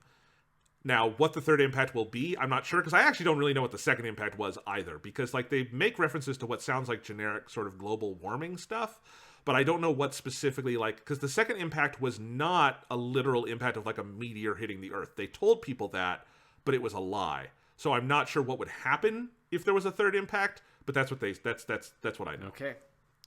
What is Adam? I don't know. What is Lilith? I don't know. Lilith, so Adam, to the best of my knowledge, is he like the first angel who arrived on Earth, I think is what Adam is. Lilith, I'm sure they mentioned her. I don't remember the Lillian stuff coming up until episode 24 when we meet Kaworu. And then they start saying that, and I guess Lilith is like the counterpoint to Adam, but no, I have no idea. All right. What are angels? I mean, they're the big, Lovecraftian monsters that keep attacking. Where they're from, I don't know. What they want, I don't know. Were they created by humans? Maybe. It seems perfectly plausible that like Gendo engineered all of this based on what I've seen so far. But no, I don't know what the fuck they are. Okay. What are the Lilim? I have no idea. Okay. They seem to be more associated with humanity. Like they are the humanity side. Like there's the angels and then there's the humanity. But how that actually breaks down in real world terms, I don't know. All right. What is Sele? Or Seal, however you want to pronounce it. They're the evil, shadowy organization that seems to be like a shadow world government. So they're like the council of people in like a Doctor Strangelove style room. And then over hologram, they communicate via their big slabs. And they seem to be in charge of everything. And Gendo is sort of working to undermine them, and they have a different plan than Gendo, but they're also kind of work together. Okay. What are the Evas? The Evas are big robot. They're not purely robots. They are taken from the DNA or something cloned out of the first angel, which I think is Adam, and they have made them into big bioweapons that they have like put machinery in. And then the pilot goes in and like his or her like neural links are hooked up, and so he can move the body. But the Eva still clearly has underlying biological matter that can think and act on its own if shit gets real. This one I actually feel like I have a better understanding of than most of your other questions. Okay, good. What is the door of Guth? Was that mentioned? I think it's mentioned once in the TV show. It's mentioned again in one of my favorite moments in End of Eva. So I just wanted to make sure the door of Guth is planted in your head. The door of Guff 100% sounds like something in a Stephen King book. Yeah. That sounds like where like it came from, and they have to go through the door of Guff to find the fucking turtle to defeat it. Okay. Yeah. But yeah, no, I have no idea. What is the Black Moon? No idea. Okay, the final and most important question. What the fuck is Pen Pen? I don't know, but Pen Pen, well, here's what I'll tell you, Sean. Pen Pen is my favorite character in Neon Genesis Evangelion. That's who Pen Pen is. Is he a real penguin? Is he a robot penguin? I never found out. I even asked Twitter, and no one told me, because I assume there's not an answer. All I know is Pen Pen has the most personality, and every time, of any character on Eva, and every time he showed up, I smiled. I like Pen Pen. If I were to get one piece of Eva merchandise, it would be a Pen Pen to sit on my desk. Pen Pen is cool, and I hope he is instrumental in End of Eva, but he probably isn't. I don't even know if he's in there, because he just gets sent away at some point, right? He's just not in the show anymore. One of my favorite scenes in all of Eva is when Shinji is in the when he goes to like the hot springs and he's in the hot spring bath and he like Pen like parachutes in there with him. That's fucking awesome. They like ship Pen Pen and he comes and hangs out in the bath. That's great. Yeah, Pen Pen's great. I have no idea what the fuck Pen Pen is or why he's in the show. I have no. That's like the most endearing mystery to me of Neon Genesis Evangelion. I think when I looked it up on the EVA wiki, I think it was like the manga explained something about him. I think he's like a cyborg penguin from like a biological experiment or some shit that Misato just has. But I don't know. I think Pen Pen is like to this show what Haro is to Gundam. Yeah, except for like Haro is like a robot that Amuro made. Pen Pen is like a sapient penguin that just happens to be there with no explanation. So it's like, yes. I agree that he's the mascot style character, but EVA 1 does not seem like a show that is supposed to have a mascot style character. And 2, the mascot style character's existence in the world of EVA is a massive question mark that's explained by nothing in the show. But I'm glad that he's there. Yep. So is that the end of my test? How did I do? Okay, yeah, like about as much. I think there's a couple of things you maybe missed that is explained in Neon Genesis Evangelion, the TV show, that I think is more spelled out in the movie from what I remember. So we'll see some of those. We'll see how I do. Some of those are questions you won't be able to answer because they're questions that also I can only vaguely sort of half answer, and some of the stuff about Adam and Lilith I mostly know just by reading it on a wiki. And it was like, oh, I guess that's what that line was supposed to mean. That's weird. But yeah, you know, I just think one of the things about EVA that nobody talks about is how none of the world building or the like A-level plot makes any fucking sense at all. And that's not something that the movie actually is going to solve for you, which is why I want to do the test again. Well, it'll be fun. So this was part 1. There will very much be a part 2, maybe next week, maybe the week after that. We don't have a ton to watch, just this one 90-minute movie, so that's great. Yeah, so that's the end of our EVA podcast so far. There will be a part 2. There will probably also, at some point in the future, be a part 3 when all the rebuild movies are out, because I am genuinely curious about those. And, you know, Anno it's been 8 years, but he's almost there. He's almost finished. Yeah. And we'll see those when those are out. So, yeah, I hope, you know, if you got to the end of this and you love EVA, thank you for listening to us shit all over your beloved show. I am glad people like it. I love the enthusiasm, but I hope you still like us. Yes, yeah. So this is the end of Neon Genesis Evangelion episode 1 of this podcast, but it is not the end of Evangelion, because the end of Evangelion is the movie End of Evangelion, but that's not actually the end of Evangelion, because they made more movies after it, which we'll get to eventually. But this is the end of us talking about Neon Genesis Evangelion until we talk about the end of Evangelion. See you next time. Tune in for more fan service. Yeah, great.